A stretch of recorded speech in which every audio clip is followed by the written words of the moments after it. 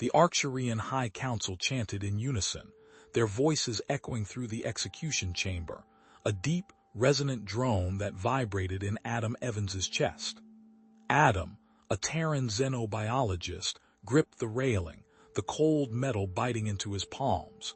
He had only seconds before they vaporized Nova. Nova, bound to a shimmering platform at the chamber's center, met the council's gaze with unwavering defiance. Her skin, the color of a twilight sky on Earth, was marred by faint scars, a testament to previous acts of rebellion. Her crime, as the High Council saw it, was advocating for individual freedoms, a concept deemed heretical in their rigidly structured society. The heavy scent of ozone and something akin to burnt sugar filled the air, a grim prelude to what was to come. Adam activated a device concealed beneath his worn leather jacket. It was a small, unassuming piece of Terran engineering, emitting a carefully calibrated counter-frequency designed to disrupt the execution beam. His knowledge of Arcturian tech, gleaned from years studying their unique physiology and technology, was his only advantage in this desperate gamble. He hoped it would be enough. The execution beam fired. A lance of pure, crackling energy shot from a device above the council, aimed directly at Nova. But instead of the clean, instantaneous vaporization Adam expected, the beam sputtered and wavered erratically like a dying star. Alarms blared. The chanting faltered. Confusion rippled through the High Council. Adam seized the opportunity. He vaulted over the railing, the drop jarring his knees, and raced toward the platform. He shouted a pre-programmed phrase in heavily accented Arcturian, hoping to sow further chaos. Council Decree 7 Alpha, immediate suspension, by order of the Supreme Overseer. A blatant lie, but the unfamiliar command caused a flicker of hesitation amongst the guards. Adam reached Nova and began disabling her restraints. The sleek bio-engineered cuffs hummed softly, glowing with internal light. "They're bio-locked," Nova hissed, her voice strained but firm. "You need to cut them in a specific sequence. I analyzed the schematics when they dragged me down here." She confirmed that the restraints were bio-locked and must be cut in a specific sequence, pointing to a series of minute etchings on the inner surface. Adam revealed a compact cutting tool he smuggled in, a monomolecular wire thinner than a human hair.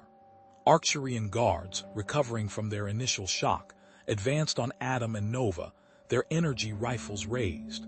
The air crackled with potential energy. Nova, though weakened from days of confinement and torture, anticipated the guards' movements with unnerving precision.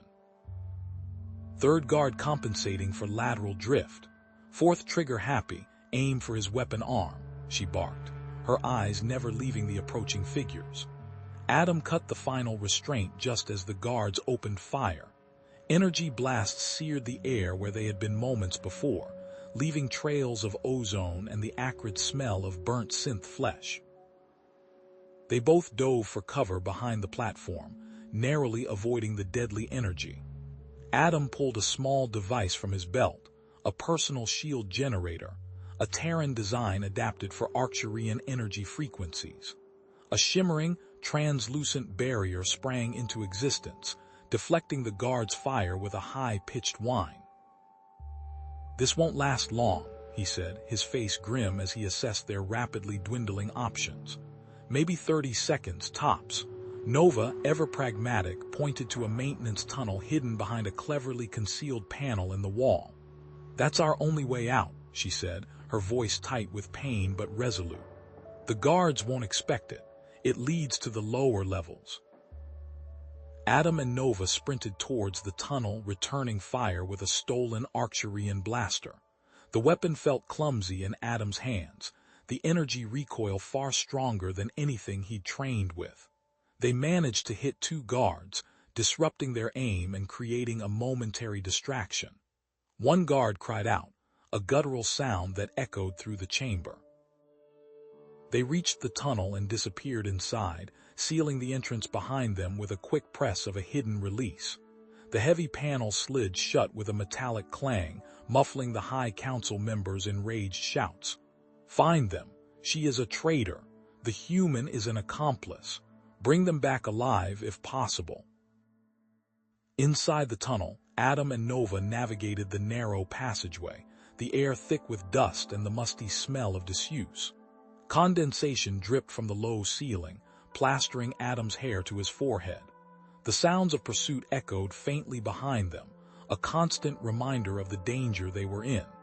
Nova clutched her side, her face contorted in pain.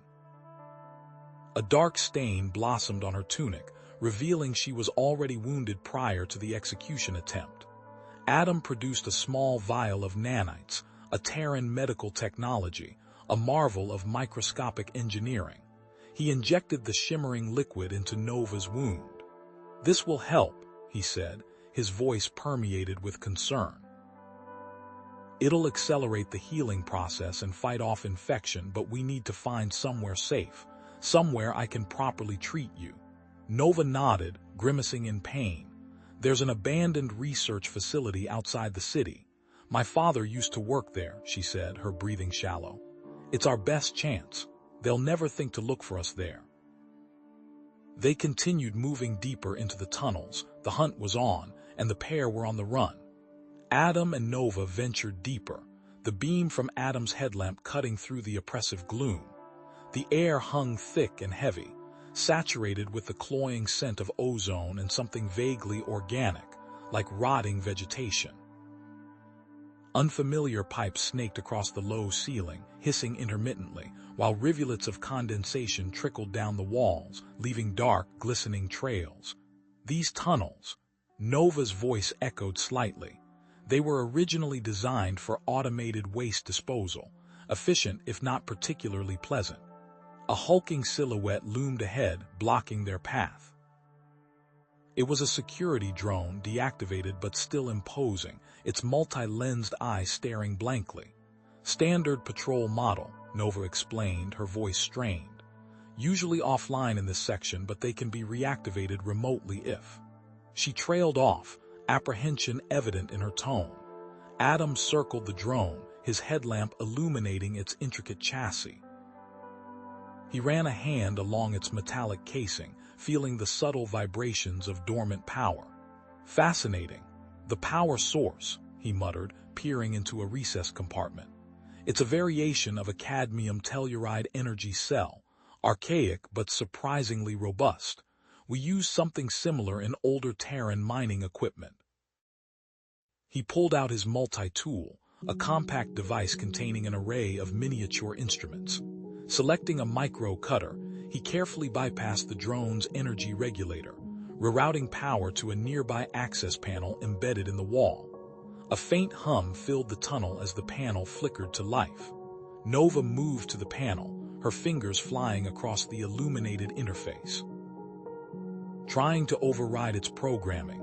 "Disable the remote activation," she grunted, her brow furrowed in concentration. "Damn it. The system's locked. Requires a specific access code." The distant but unmistakable sound of heavy footfalls echoed through the tunnels. Arcturian guards, they were getting closer. "We don't have much time," Adam said, his voice tight with urgency. Adam knelt beside the drone again, his gaze fixed on its central processing unit.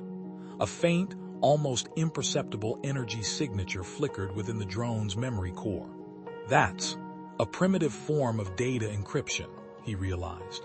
"Probably where the access code is stored." He carefully attached a series of probes from his multi-tool to the drone's memory core, his hands moving with practiced precision. "I'm going to try and tap into the core, extract the code. But it's risky. Could trigger an alarm or worse, reactivate the drone." As he worked, a stream of hexadecimal code cascaded across the multi-tool's display. He was close, almost there. Suddenly the drone shuddered, its multi-lensed eye whirring to life, focusing on them with chilling precision. Red targeting lasers snapped into existence. "Adam, look out!" Nova yelled. Before Adam could react, Nova shoved him aside, throwing herself in front of the drone. A searing bolt of energy slammed into her chest. She gasped, her body convulsing as she collapsed to the ground. "Nova!" Adam shouted, scrambling to his feet. He didn't hesitate. He lunged at the drone, his fist connecting with its central processor with a satisfying crunch. The drone sputtered, its lights flickering before going dark. Damn these Arcturian security measures. He cursed, his voice tinged with fury and concern. He knelt beside Nova, his hands trembling as he checked her pulse. Faint, but there. She was unconscious. The stun blast had impacted directly on her existing wound, tearing the makeshift bandage and causing fresh blood to seep through her tunic. The dark crimson stain spread rapidly. Adam ripped a strip of cloth from his own shirt, ignoring the biting chill of the tunnel air. He pressed the cloth firmly against Nova's wound, applying pressure to specific points to slow the bleeding, drawing on his knowledge of Arcturian physiology gleaned from years of research. As he worked, his eyes scanned the deactivated drone. On a hunch, he checked a small, almost imperceptible panel on its underside. He pressed it and a hidden compartment sprang open, revealing a small, rolled-up map. He unfurled it, revealing a schematic of the tunnel system. This is perfect, he breathed. It shows the layout of the entire network, including an abandoned research facility. Nova groaned, her eyelids fluttering open. She blinked, her vision unfocused. The facility. She rasped, her voice weak and strained. It's our only hope. Adam gently helped her to her feet, supporting her weight as she swayed unsteadily. Easy, easy, he murmured, his arm around her waist. We need to keep moving. Can you walk? I have to, she insisted, her voice tinged with pain but also with unwavering purpose. They pressed on, their progress agonizingly slow. The map indicated the facility was approximately 1 kilometer away. Each step was a struggle for Nova, her breath coming in ragged gasps. As they shuffled forward, Nova spoke, her voice barely above a whisper. My father. He was researching alternative energy sources at that facility, sources the High Council suppressed. They threatened their control of the planet's primary energy source. Her words were punctuated by pained breaths. They wanted to control all energy and individuality. They reached a junction in the tunnels, the air growing colder, damper. Adam consulted the map. 2 possible routes lay ahead. According to this, he said, pointing to the schematic, one is shorter but it passes through a heavily guarded security checkpoint. The other is longer, a detour, but it avoids the checkpoint altogether. Adam's eyes scanned the map again, lingering on a section marked with faded lines and a barely visible notation. Wait. He squinted, his brow furrowed. There's a 3rd tunnel here. Unmarked, damaged section of the map. Unmarked. Nova leaned closer, wincing with the effort. I don't remember any tunnel there. It could be unstable. Collapsed. It's a risk, Adam admitted, but it might be our best chance. The checkpoint will be heavily patrolled now, and the longer route, it will take too much time. He looked at Nova, her face pale and drawn, her eyes filled with pain but also with a flicker of hope. We take the unmarked tunnel, Adam decided, his voice firm, trusting my instincts and your limited knowledge. He paused, his gaze locking with hers. It's our only shot. Adam and Nova entered the unmarked tunnel, the low ceiling pressing down on them, a stark contrast to the vast, echoing corridors of the prison. The air hung thick and still, heavy with the scent of damp earth and something else. Something indefinably alien. Adam activated his multi-tool, the beam cutting through the oppressive darkness. The light revealed the tunnel walls were covered in strange, bulbous fungi, their caps glowing with an eerie internal luminescence. The light danced across their surfaces, painting grotesque, shifting shadows that seemed to writhe with a life of their own. Careful, Nova rasped, her voice strained. Those are Lumni shrooms.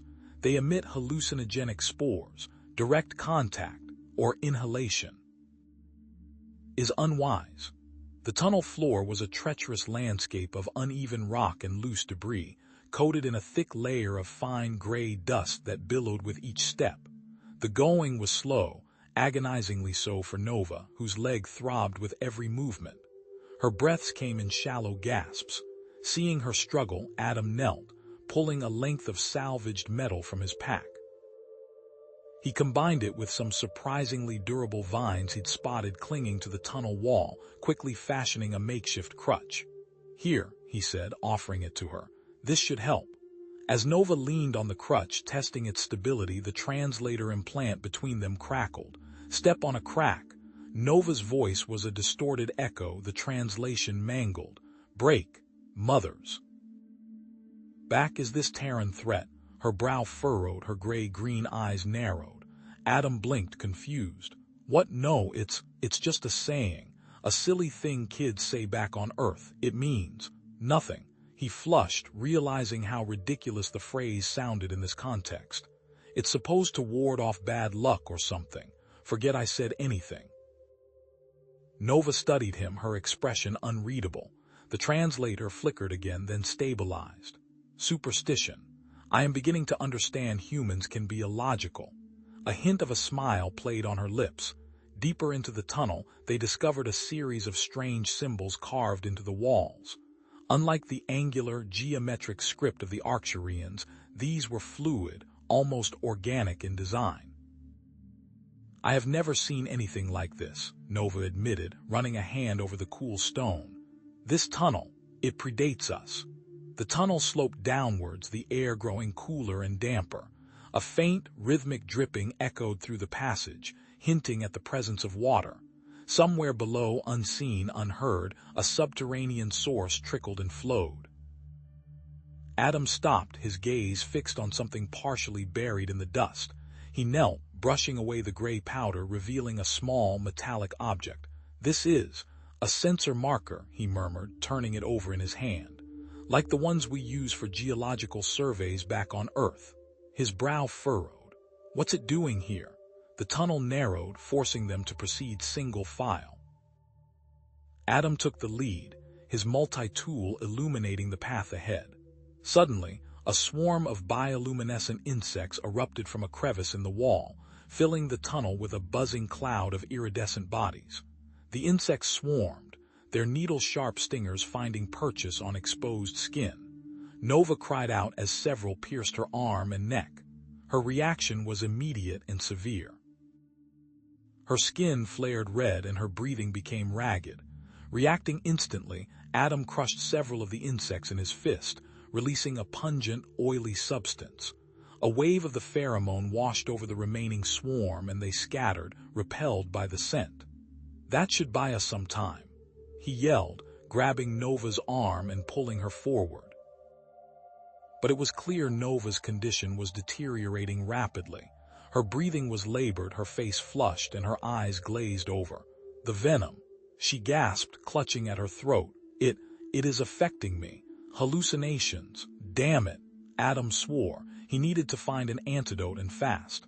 The tunnel opened abruptly into a vast cavern. An underground lake stretched before them, its surface shimmering with the reflected light of the bioluminescent fungi that clung to the cavern walls. Strange, eel-like creatures swam in the depths, their bodies glowing with an internal light. Adam scanned the cavern, his eyes searching for anything that could help. Then he saw it, a patch of familiar-looking herbs growing near the edge of the lake. "There," he exclaimed, pointing. "Those are viridium blossoms. They have anti-inflammatory and antihistamine properties." He scrambled towards them, his medical knowledge seeking in. As Adam began gathering the herbs, a ripple disturbed the surface of the lake. A massive reptilian creature emerged from the depths, its scales shimmering in the bioluminescent light. Drawn by the disturbance, it turned its cold, reptilian eyes towards them. Adam ripped a flare from his multi-tool, igniting it and tossing it towards the creature. The bright light momentarily distracted the beast, buying Nova precious seconds to gather her strength. Despite her weakened state, she moved with a warrior's grace, positioning herself between Adam and the creature. "The ceiling," she rasped, pointing to a section of the cavern roof riddled with cracks. "Weak point. Seismic pulse." Nova slammed her fist against the cavern wall, channeling a focused burst of energy into the rock. A tremor ran through the cavern, and with a deafening roar, a section of the ceiling collapsed, burying the creature beneath a pile of rubble. Adam rushed to Nova's side, quickly preparing a poultice from the crushed viridium blossoms. He applied it to her stings, and almost immediately, the redness began to subside. Her breathing eased, and the feverish glint in her eyes began to fade. Behind a waterfall cascading into the lake, they discovered a narrow passage, concealed by the falling water. It was barely wide enough to squeeze through, but it offered a way forward. A path, perhaps, to the research facility. But as they stood there, catching their breath, a new sound echoed through the tunnel, the unmistakable sound of approaching footsteps. Arcturian voices, growing louder with each passing second. INEY were closing in. The ground trembled. The approaching Arcturian guards were a small patrol, only 5 in number, but led by Commander Varkos, a name whispered with fear even among the High Council's elite.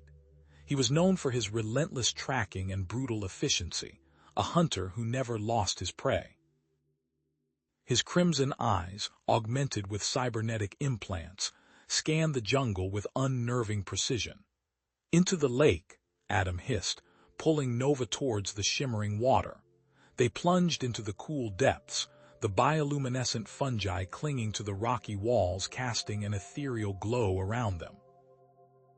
The water offered a brief respite, a miniature galaxy swirling around them, masking their heat signatures from the Arcturian sensors. Nova tugged on Adam's arm, pointing downwards. "The tunnels," she mouthed, her voice muffled by the water. "But be warned, some are occupied." Her translator implant flickered, momentarily displaying the Arcturian word for razor jaws before settling on carnivorous fish. They swam into the mouth of a narrow tunnel, the darkness pressing in on them. The water grew colder, the bioluminescence fading as they ventured deeper. Adam could feel the slick, moss-covered walls closing in, the silence broken only by the sound of their breathing. He activated his multi-tool, the device humming as it generated a small, shimmering bubble of air around Nova's head. "Here," he said, offering her the precious pocket of breathable atmosphere. "Take it. I can hold my breath longer." The tunnel opened into a hidden grotto, a small cavern illuminated by a faint, pulsating light. In the center stood a crumbling structure, an abandoned research outpost, its walls scarred with age and neglect. Basic medical supplies lay scattered across a rusted table, alongside outdated scientific equipment. Nova gasped, her 3 hearts fluttering erratically. This was the sanctuary of the dissident scientists, she whispered, her voice imbued with sorrow. They vanished years ago after speaking out against the High Council's experiments. Adam examined a dust-covered console, his fingers tracing the archaic symbols. Anything useful? Nova shook her head. They were hunted relentlessly.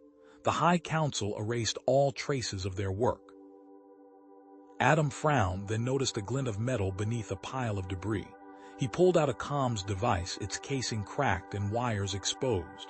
After a few moments of tinkering, the device flickered to life.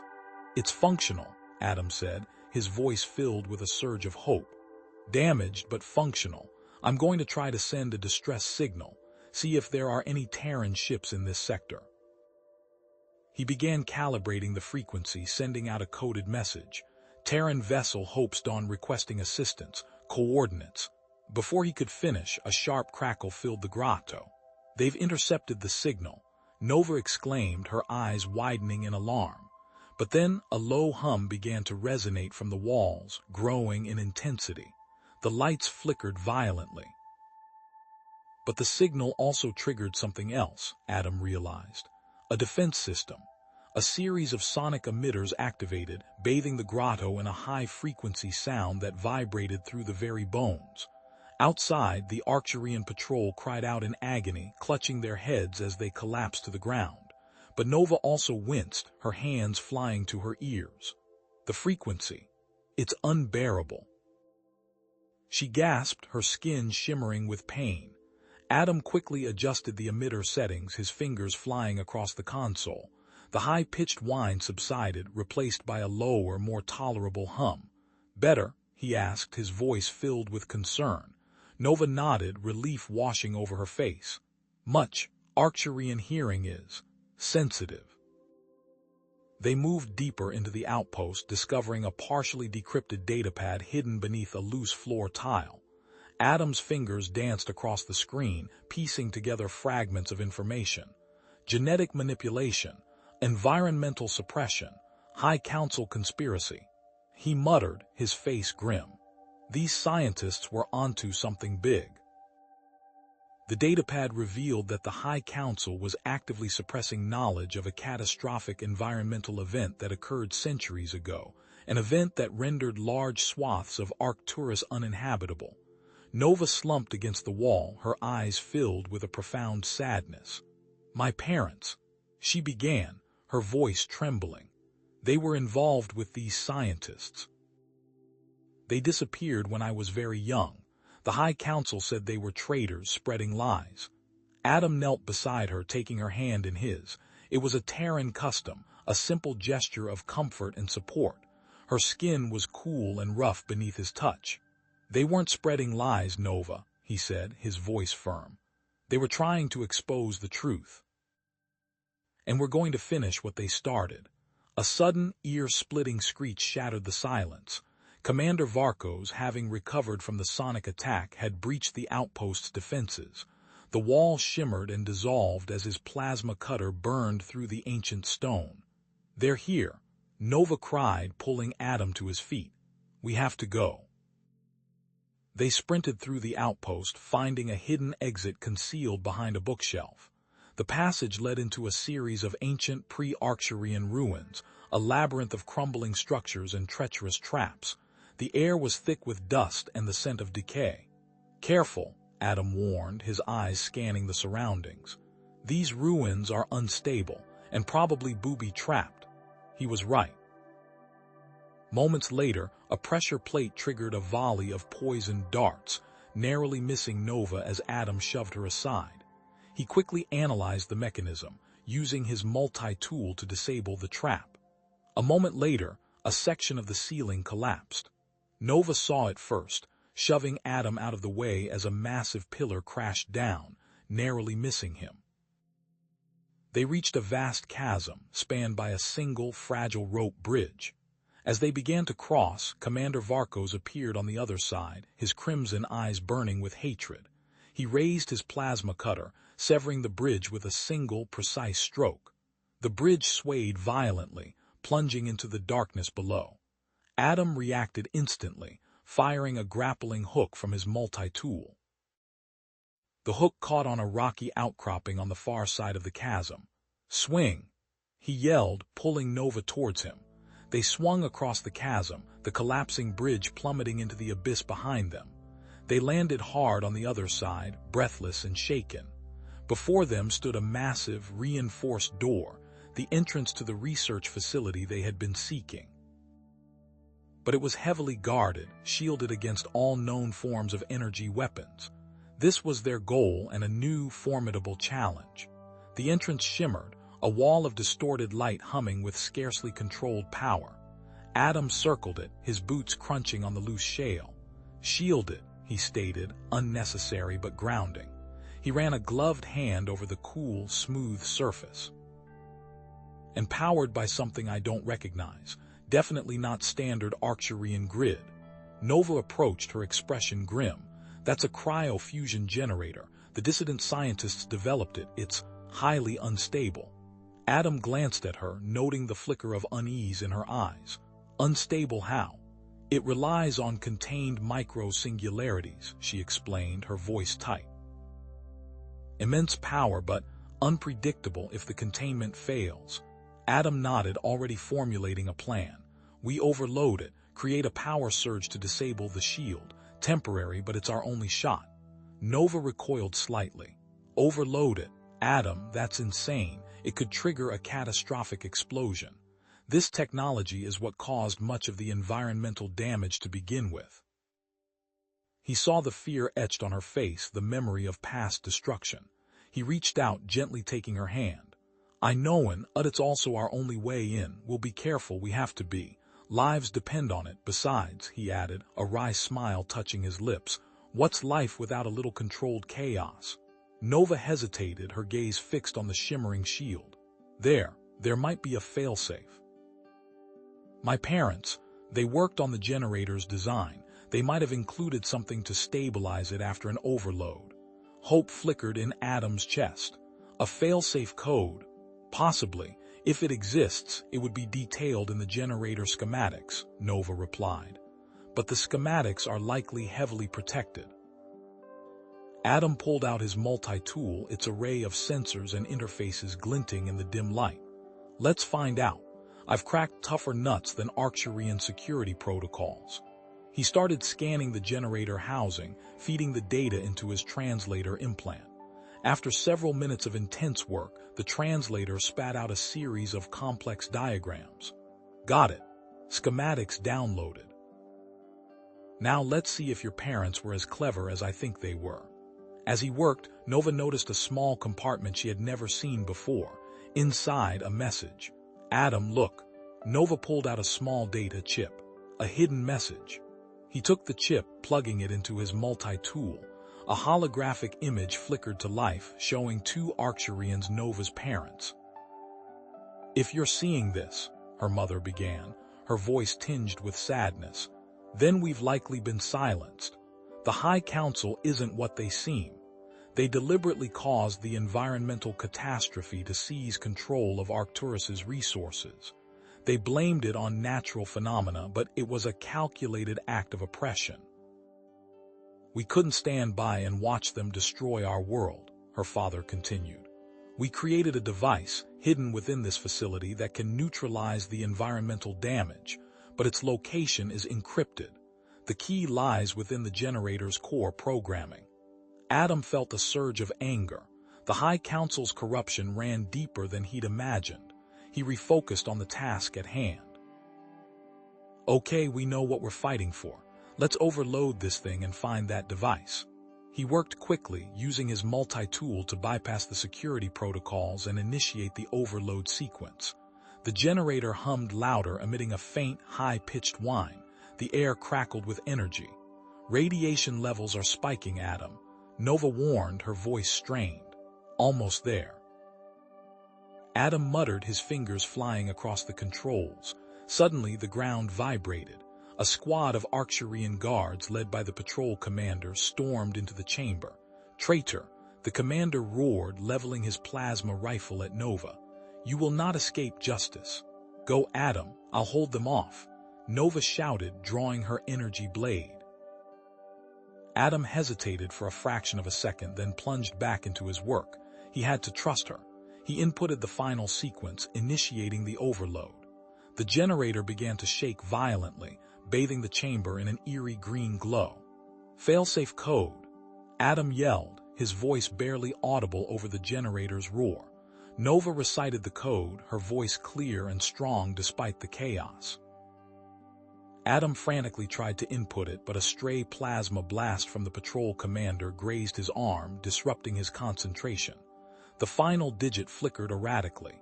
With a final surge of power, the shield flickered and died. The shield is down, Adam shouted, but the failsafe code input was incomplete.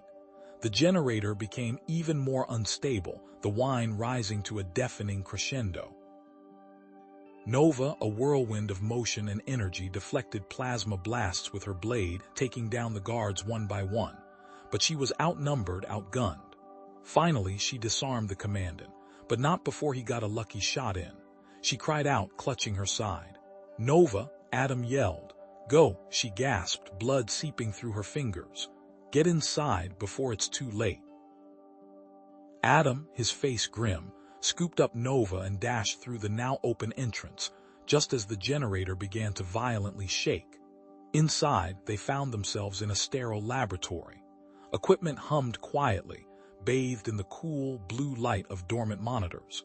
The air smelled faintly of ozone and antiseptic. Adam gently laid Nova on a metal examination table. Hold still, he said, his voice tight with concern. He rummaged through a nearby medical kit, pulling out a sterile bandage and a vial of antiseptic. "What's that?" Nova asked, wincing as Adam dabbed the antiseptic on her wound. "Terran medical practice," Adam explained. "Sterilization. We learned a long time ago that tiny organisms, too small to see, can cause terrible infections. This kills them." He carefully bandaged her wound. While Adam tended to Nova's injury, she noticed something in the corner of the lab. "Adam, look." She pointed to a hidden room concealed behind a false panel. Inside, a holographic projector. She activated the projector. A familiar image flickered to life: her parents. "If you found this," her mother said, "then you're closer than ever to uncovering the truth." The High Council orchestrated the environmental disaster. They used cryofusion technology to deliberately destabilize the planet's ecosystem. "But we also found a way to fix it," her father added. "We created a device that can neutralize the environmental damage. It's hidden somewhere within this facility, but its location is encrypted. The key is a sequence within my neural pathways, but because I am now dead, you will have to find a way to extract the information from the data that remains of my research. I believe in you, Nova. Expose the truth. Save our world."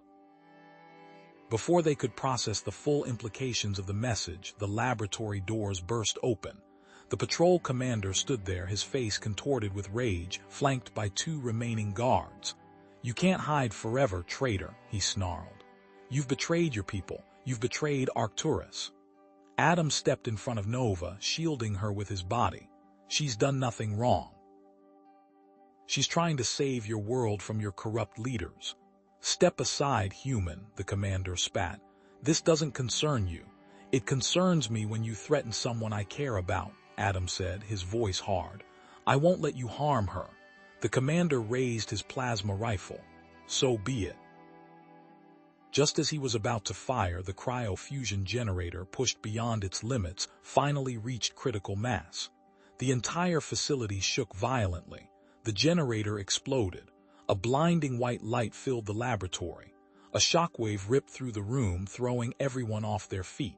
The screen went white. Adam woke to darkness, his head throbbing. Debris rained down around him. He was lying on his back, pinned beneath a section of the collapsed ceiling. Coughing, he tried to sit up, pain lancing through his ribs. "Nova," he croaked, his voice hoarse. "Nova," no response. He struggled to free himself, his muscles screaming in protest. He had no weapon. Finally, he managed to wriggle out from under the debris. The laboratory was a ruin, barely recognizable. "Nova." He called again, his voice filled with desperation. Still nothing. Had she survived? He stumbled through the wreckage, searching for any sign of her. The facility was collapsing around him, groaning under the strain of the explosion. He found a shielded room, its door miraculously intact. He forced it open and stepped inside. The room was small, containing only a computer terminal. The screen flickered to life, displaying a single ominous message: "Point of no return initiated. Neutralization sequence activated in 24 hours." The screen went black. Adam choked, coughing up dust. The air tasted of ozone and burnt metal. His ears rang, a high-pitched whine that threatened to drown out all other sounds. "Nova." He shouted, his voice hoarse, barely audible above the groaning of twisted metal settling around him. He stumbled forward, pushing aside a mangled support beam, his armor protesting with each movement. Debris shifted precariously beneath his feet. One wrong step and the whole structure could collapse.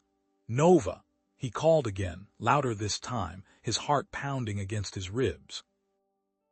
He spotted a flickering light, a holographic display, miraculously still functioning. It was a map of the facility, or what was left of it. The layout was a chaotic mess, corridors twisted and blocked, entire sections simply gone. Just as he started to orient himself, the image glitched, the map reconfiguring itself into an even more incomprehensible jumble of lines and shapes. "Great," he muttered, punching the console in frustration. The display went dark.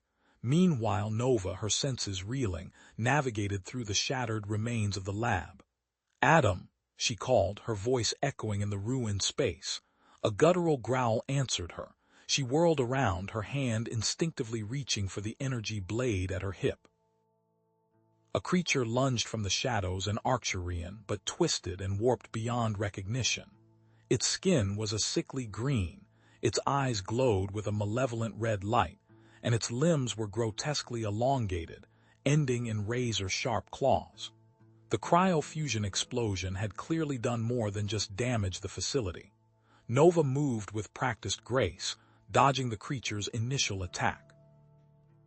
It swiped at her with its claws, tearing a shallow gash in her arm.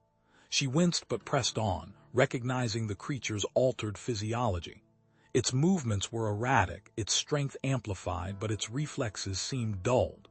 She used this to her advantage, feinting left, then striking with her energy blade, severing one of its mutated limbs. The creature shrieked in pain, giving Nova the opening she needed. She plunged the blade into its chest, ending its suffering. She ripped a piece of cloth from her uniform to staunch the bleeding from her arm. Adam, still searching for Nova, came across a section of the lab that was relatively intact.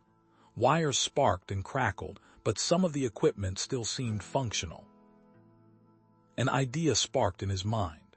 He began scavenging, gathering components: a power cell from a damaged console, a focusing lens from a broken scanner, a length of insulated wire.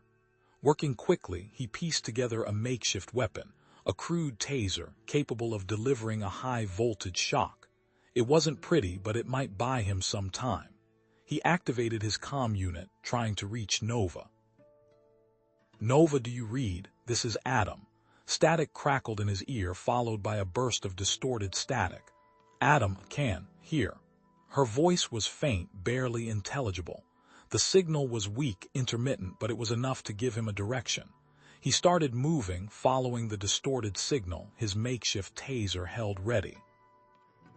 Nova, after defeating the mutated Arcturian, discovered a partially collapsed tunnel hidden behind a pile of rubble. It looked unstable, the ceiling threatening to cave in at any moment, but it seemed to lead deeper into the facility, away from the destruction. She hesitated for only a moment before plunging into the darkness. Finally, Adam reached a section of the facility that seemed relatively stable. He rounded a corner and saw her Nova, standing in the dim light, her face smudged with dirt but alive. "Adam," she exclaimed, relief flooding her features. "Nova," he rushed to her, pulling her into a tight embrace. "I thought I'd lost you." "I'm here," she said, her voice muffled against his chest. "But we need to keep moving." They found an intact section of the lab, its computer terminals still humming with power. "Maybe we can find the location of the neutralization device," Adam said, approaching one of the consoles. He began typing, navigating through the Arcturian operating system. The location data was heavily encrypted. "It's a complex algorithm," Nova said, studying the screen. "Based on Arcturian constellations." "Constellations?" Adam frowned. "I studied them as a child," Nova explained. Before I started questioning things." Working together, they began to decipher the code. Adam's decryption skills combined with Nova's knowledge of Arcturian astronomy. Slowly, painstakingly, they chipped away at the encryption. Finally, a series of coordinates appeared on the screen. "It's beneath the facility," Adam said, "but the path is blocked by a heavily damaged section of the generator core." As they reviewed the data, another file caught their attention. It was a record of successful tests of the neutralization device. But there was also a warning. Side effect: localized disruption of the space-time continuum. "Space-time disruption," Adam repeated, his brow furrowed. "That doesn't sound good." They reached the generator core, a vast chamber filled with twisted metal, sparking wires and pools of glowing, radioactive coolant. The air crackled with energy. The path ahead was blocked by a chasm of molten metal. "There," Nova said, pointing to a series of magnetic rails running along the ceiling. "We can use those to get across." They climbed onto the rails, clinging tightly as they moved through the collapsing area. The heat was intense, the radiation levels dangerously high. Adam worked quickly, manipulating the energy fields around them to create a temporary shield. "It won't last long," he warned. "We need to hurry." Suddenly, a figure emerged from the shadows. It was the patrol commander, his armor scorched and battered, his face covered in burns. He limped towards them, his eyes filled with a crazed, manic gleam. "Traitors!" he screamed, his voice hoarse and broken. "You will pay for your betrayal." "Commander, stop," Nova pleaded. "The High Council is lying to you, they're corrupt." "Lies," he spat. "The High Council promised me power, prestige. They promised me a place among the elite. Those promises are worthless," Nova cried. "Don't you see what they're doing to our people?" The commander ignored her, his gaze fixed on Adam. "You, human, you have poisoned her mind." He raised his weapon, pointing it directly at Adam. "I will cleanse this world of your filth." With a final, desperate act of loyalty, he activated a self-destruct sequence on his armor. "No!" Nova screamed. The core erupted in a blinding flash of light and a deafening roar. Adam and Nova were thrown in opposite directions, separated by the force of the explosion. Adam tumbled into a dark abyss, while Nova was propelled back towards the original tunnels. Adam landed hard, his body slamming against the cold, unyielding ground. He groaned, struggling to regain his breath. He pushed himself up, his vision blurry, his body aching. He was in a large cavern, dimly lit by bioluminescent fungi that clung to the walls and ceiling. In the center of the cavern, a massive structure rose from the depths, a towering edifice of metal and stone, its purpose unknown. Before he could study it further, something struck him from behind, sending him sprawling. He hadn't even seen it coming. The first strike was a near miss, the displaced air tickling the hairs on Adam's neck. He whirled, pulse rifle raised, but saw nothing.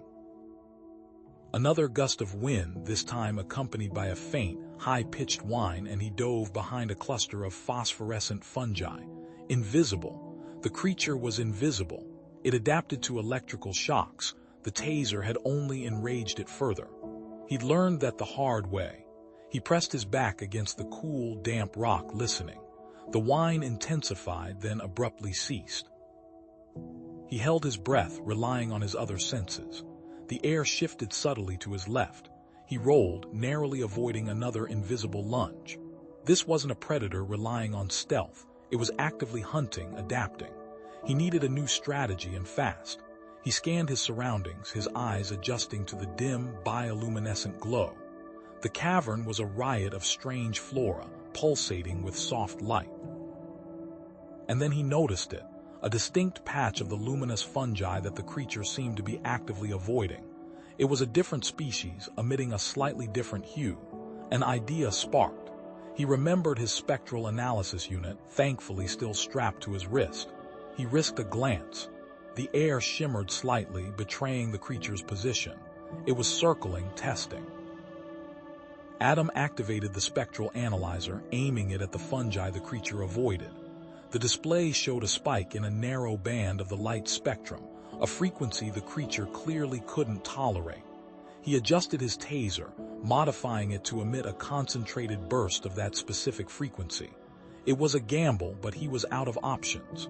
The creature lunged. Adam fired. The beam of bioluminescent light struck the invisible form, and for a fraction of a second, the creature flickered into visibility. A chitinous monstrosity with razor-sharp claws and eyes that reflected no light. It shrieked, a sound that resonated deep within Adam's bones, and staggered back, momentarily stunned. That was all the time he needed. He scrambled away, putting as much distance as possible between himself and the creature. He needed to understand what he was dealing with, and why it was here. His gaze settled on the colossal structure looming in the distance, its dark metal surface absorbing the ambient light. He could make out intricate patterns etched into its surface, energy conduits snaking across its vast expanse. He recognized the technology, or at least he thought he did. It was related to temporal manipulation, something he'd only read about in forbidden Terran archives. Meanwhile, back in the original tunnel, Nova groaned, her head throbbing. The explosion had knocked her unconscious, but she was healing quickly. As her vision cleared, she saw them. The bodies of Arcturian scientists, their forms grotesquely distorted. One had an arm fused to his chest, another had eyes bulging from their sockets. Their skin was a sickly gray, and their internal organs seemed to be dissolving. They hadn't died from the explosion. Something else had killed them, something far more insidious. Shane examined the nearest body, her training kicking in. There were signs of rapid cellular mutation, internal breakdown. It was as if their bodies had turned against themselves. She moved deeper into the tunnel, finding more bodies, each more grotesque than the last. Then she found the logs. They were stored on a damaged datapad, but she managed to recover some of the files. The scientists had been experimenting on themselves, attempting to enhance their abilities to become something more than Arcturian. The logs detailed the High Council's orders, pushing the experiments further, faster, despite the scientists' warnings. There were entries filled with fear, with desperation, and then, finally, with resignation. The last entry was a chilling warning. The temporal cascade is inevitable. We cannot control it. May the ancestors forgive us. Nova felt a surge of anger directed at the High Council, at the scientists themselves, and at the twisted ambition that had led to this horror. She continued exploring, finding a secondary tunnel, seemingly unaffected by the explosion. It led to a hidden observation chamber, overlooking the cavern where she had last seen Adam. And there he was, battling the invisible creature near the massive structure. She had to help him. She rummaged through the chamber, finding a weapons cache. Her eyes landed on a modified sonic grenade, designed to disrupt the creature's sensory perception. It was a long shot, but it was better than nothing. She primed the grenade, adjusted the frequency, and hurled it into the cavern. The grenade detonated with a deafening shriek, a concentrated blast of sound that ripped through the air.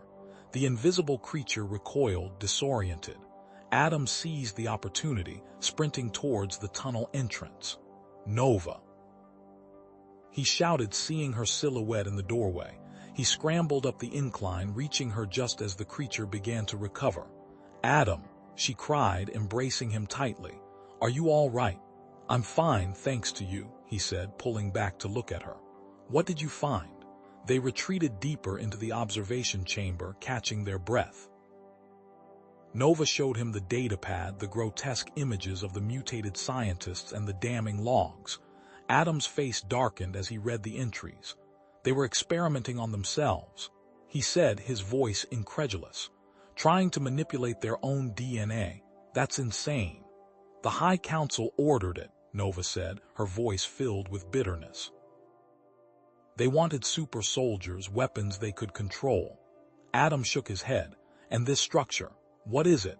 I think it's a temporal shield generator, Adam theorized, piecing together the information. It's designed to protect the experiments from space-time anomalies, from the very distortions they were creating. Nova nodded, confirming his theory. The scientist logs mentioned a cryo-fusion reactor. They were using it to manipulate space-time, to accelerate the evolutionary process. That's what caused the mutations, the instability. They needed to get inside, to find a way to stabilize the temporal fluctuations before they spread further. Adam pulled out the neutralization device, examining it closely. This might be our only chance, but there's no telling what it'll do. We have to try, Nova said, her voice firm. We have to stop the High Council. But the entrance to the structure was guarded by a shimmering force field, an impenetrable barrier of energy. Adam approached it cautiously, extending his hand. He felt a tingling sensation, a faint vibration in the air. It's a force field, all right, he said, retracting his hand. A strong one. I need to analyze it. He pulled out his scanner, running it along the surface of the field. It's fluctuating, but there's a pattern, a specific energy signature. Wait a minute. He remembered the bioluminescent fungi, the type the creature avoided. He checked his scanner again, comparing the energy signature of the force field with the spectral analysis of the fungi. "I think I know how to disrupt it," he said, his eyes widening.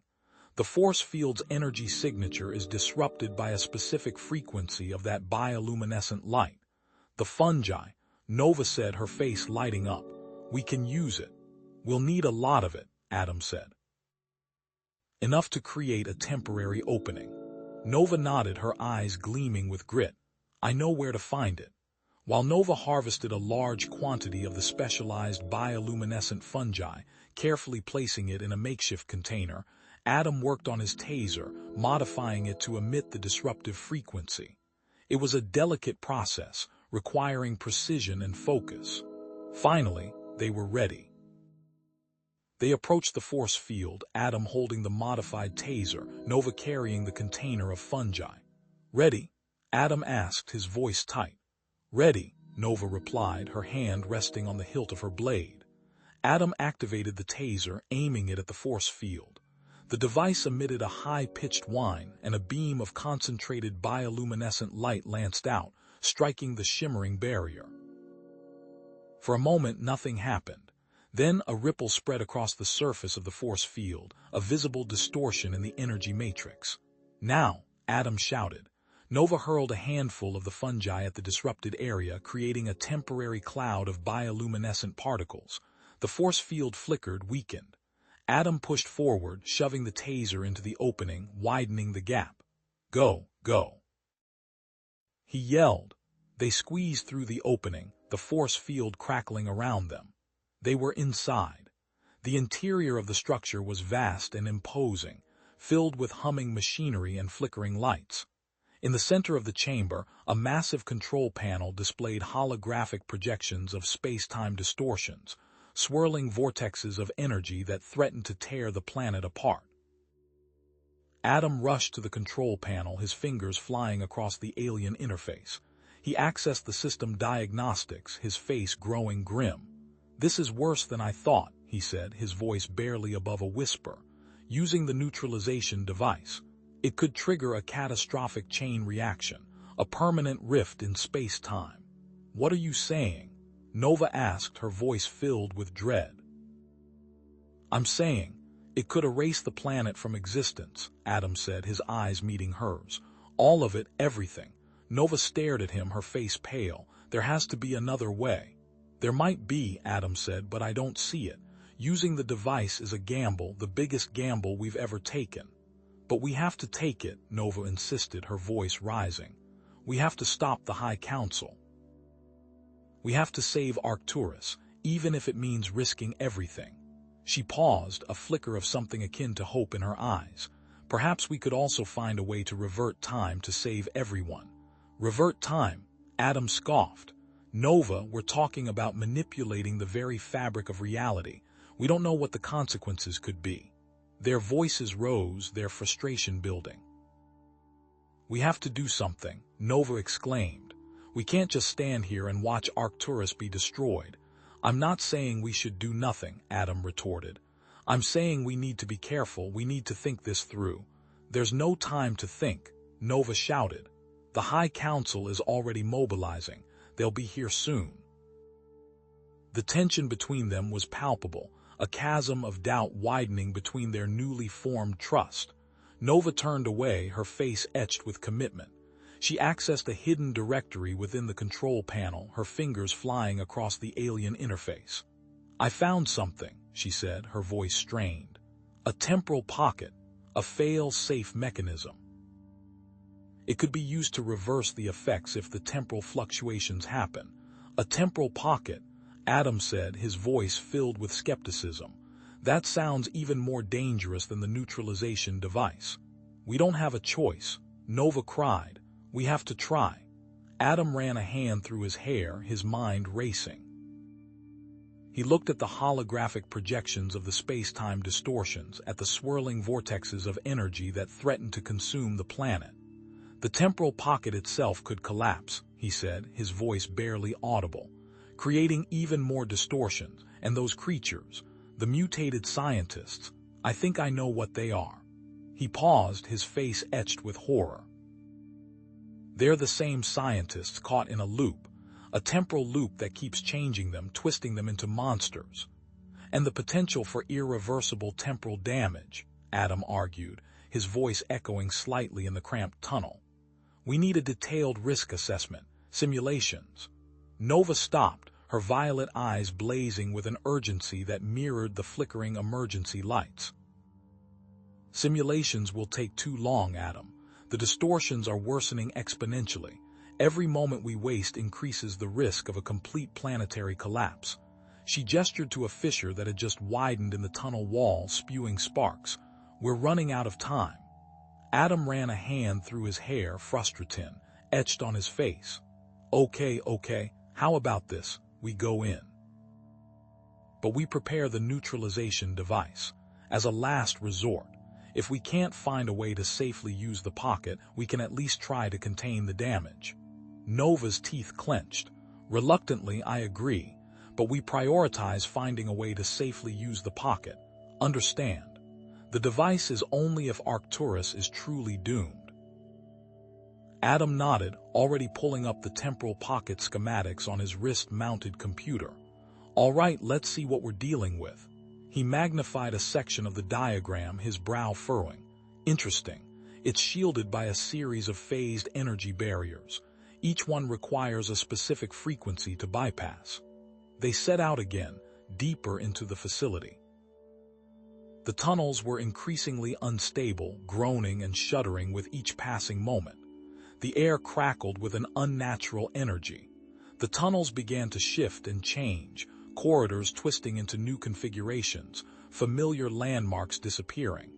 This isn't random, Adam muttered, his eyes darting around. The pocket's influence is intensifying. Disoriented, Nova stumbled, but Adam caught her arm, his grip firm. He closed his eyes for a moment, focusing. East. We need to head east. He relied on his internal compass and spatial reasoning skills, honed from years of navigating unfamiliar terrains on Earth. His mental resilience was a bulwark against the chaos. A guttural snarl echoed from the darkness ahead. They rounded a corner and froze. The mutated scientists, their bodies now phasing in and out of reality, were even more grotesque than before. Their eyes glowed with temporal energy and their limbs contorted at unnatural angles. They lunged. Take the left, Nova shouted, drawing her energy blade. She moved with a speed that belied her earlier weariness, deflecting blows and targeting weak points in the creature's mutated forms. Adam, meanwhile, frantically worked on a small device he pulled from his pack. Almost. Adam, Nova yelled, barely dodging a swipe from a phasing claw. Got it. Adam activated the device. It emitted a pulse of dissonant energy, causing the scientists to convulse.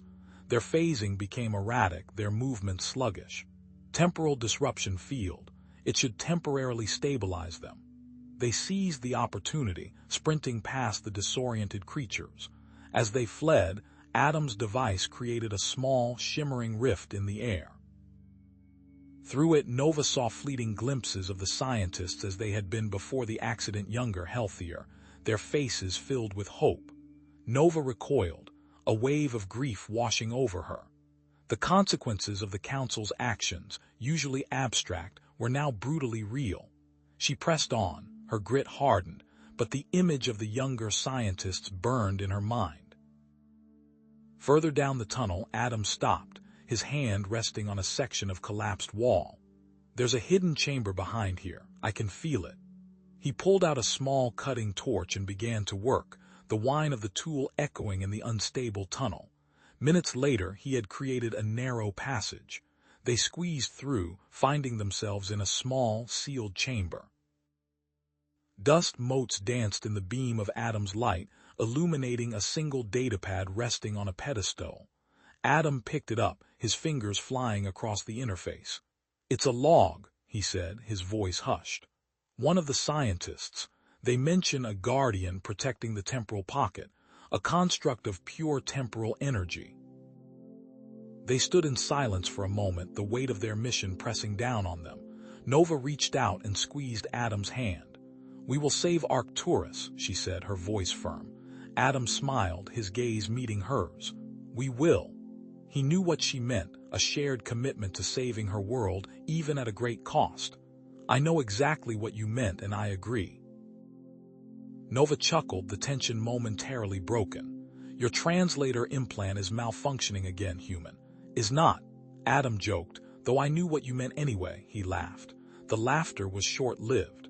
A violent tremor shook the tunnel, sending dust and debris raining down. Energy surges erupted from the walls, bathing the chamber in an eerie green light. "We need to move," Adam shouted, grabbing Nova's hand.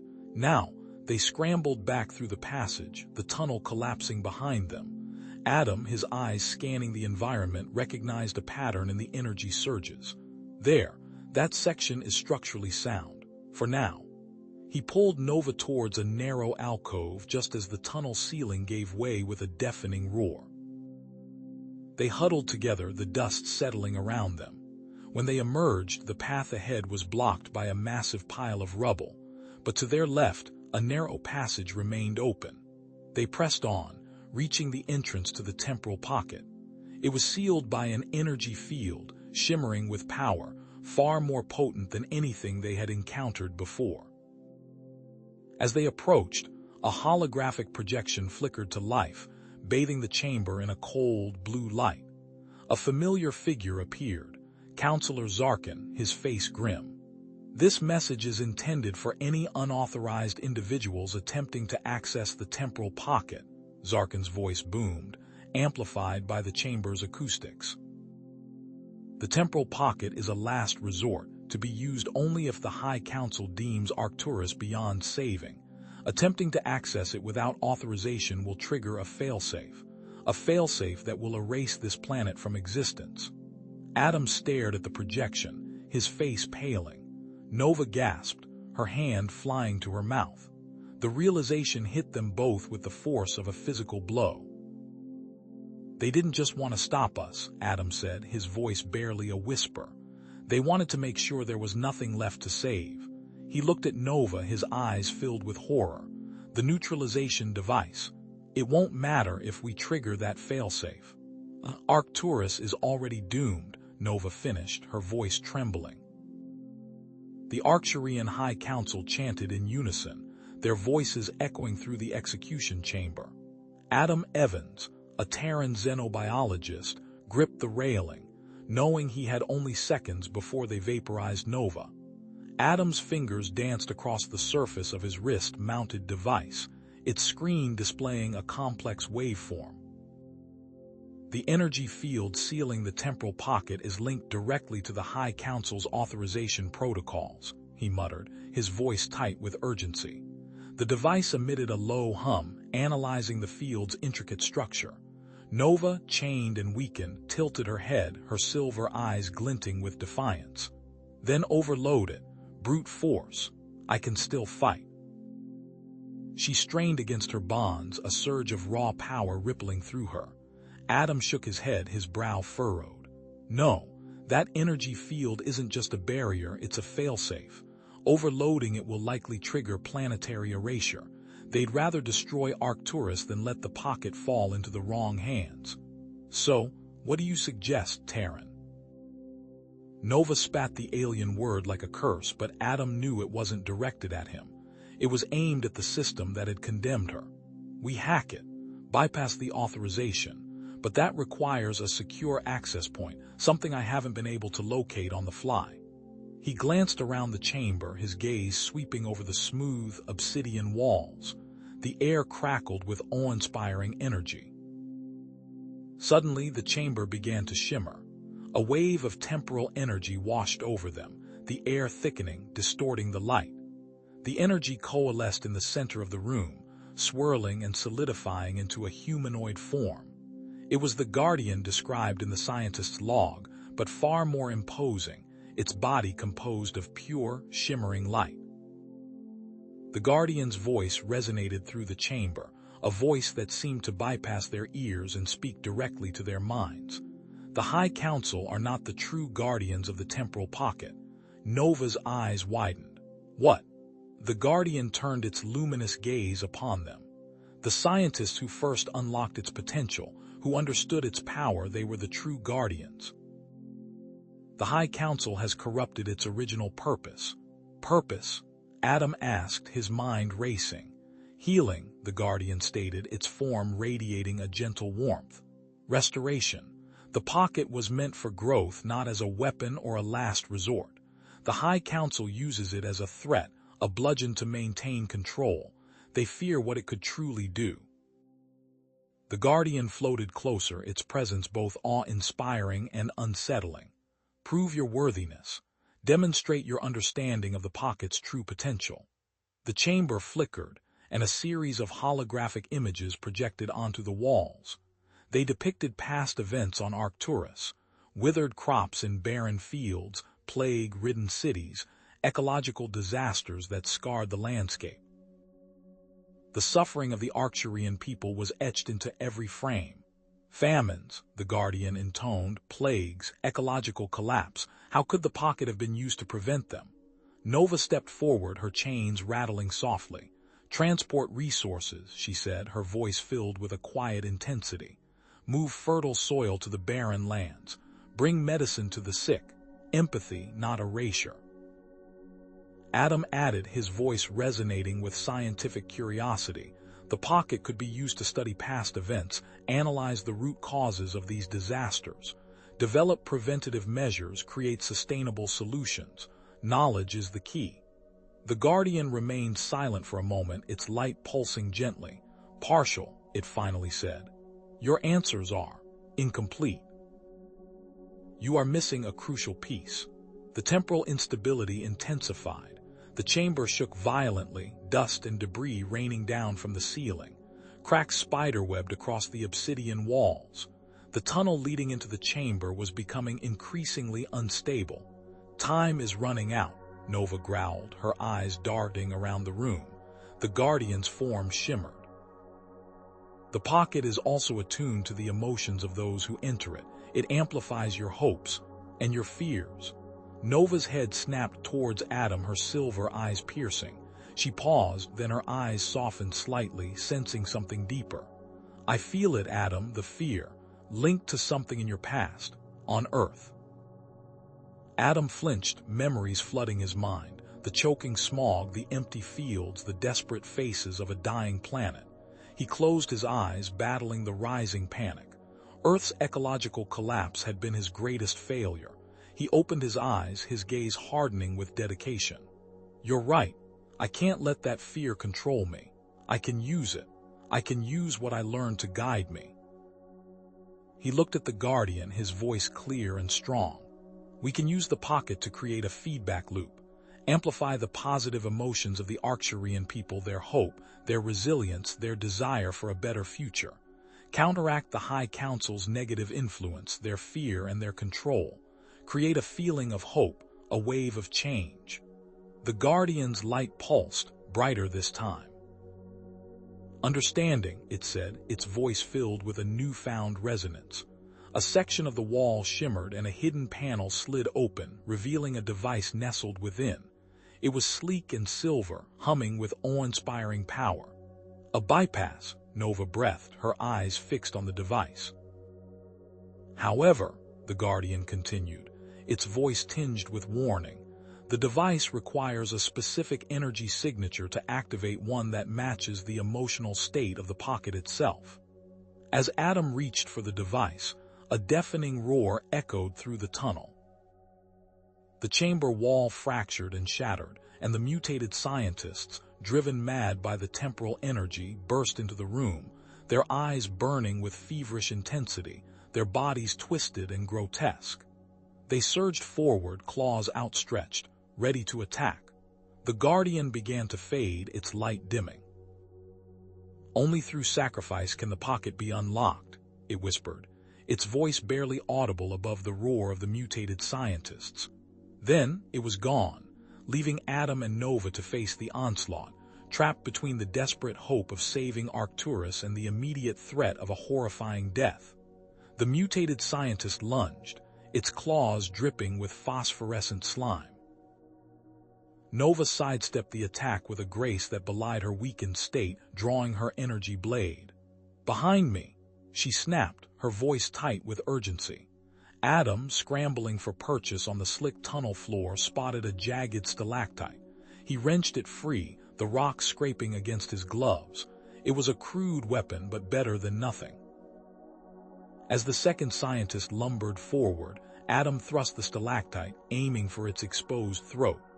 The makeshift spear found its mark, piercing the creature's flesh.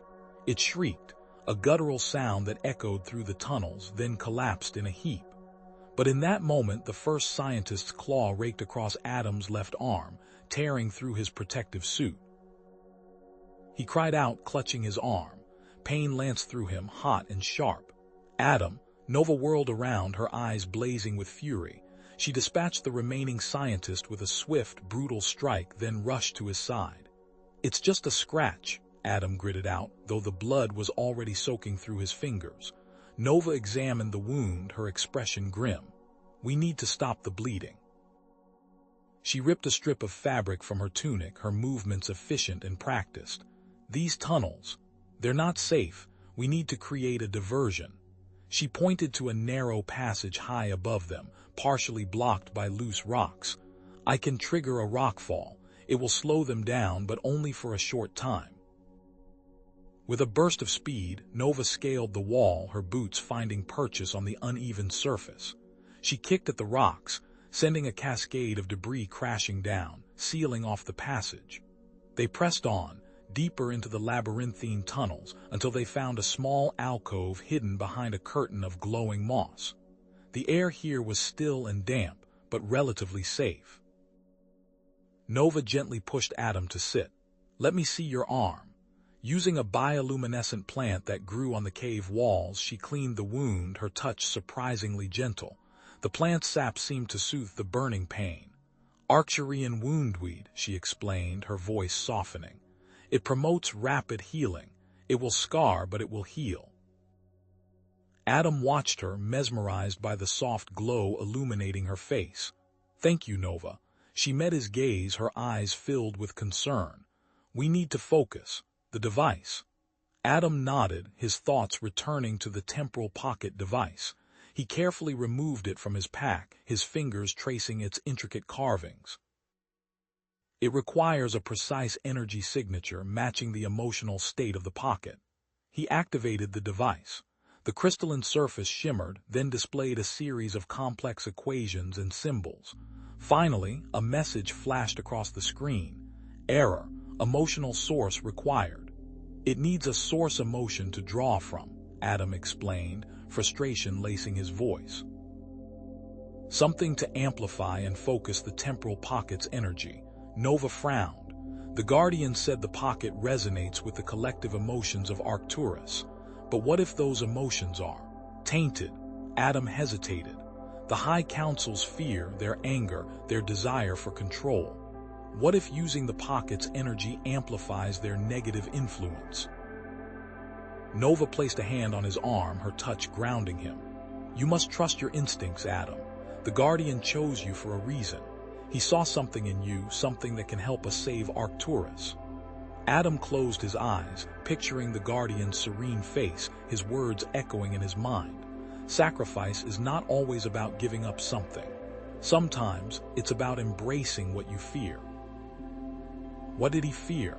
Images flashed through his mind, the parched earth, the skeletal trees, the empty faces of the refugees, the ecological collapse of Earth. He had been helpless then, a scientist watching his world crumble. He opened his eyes, his gaze meeting Nova's. "My fear, it's not a weakness, it's a perspective.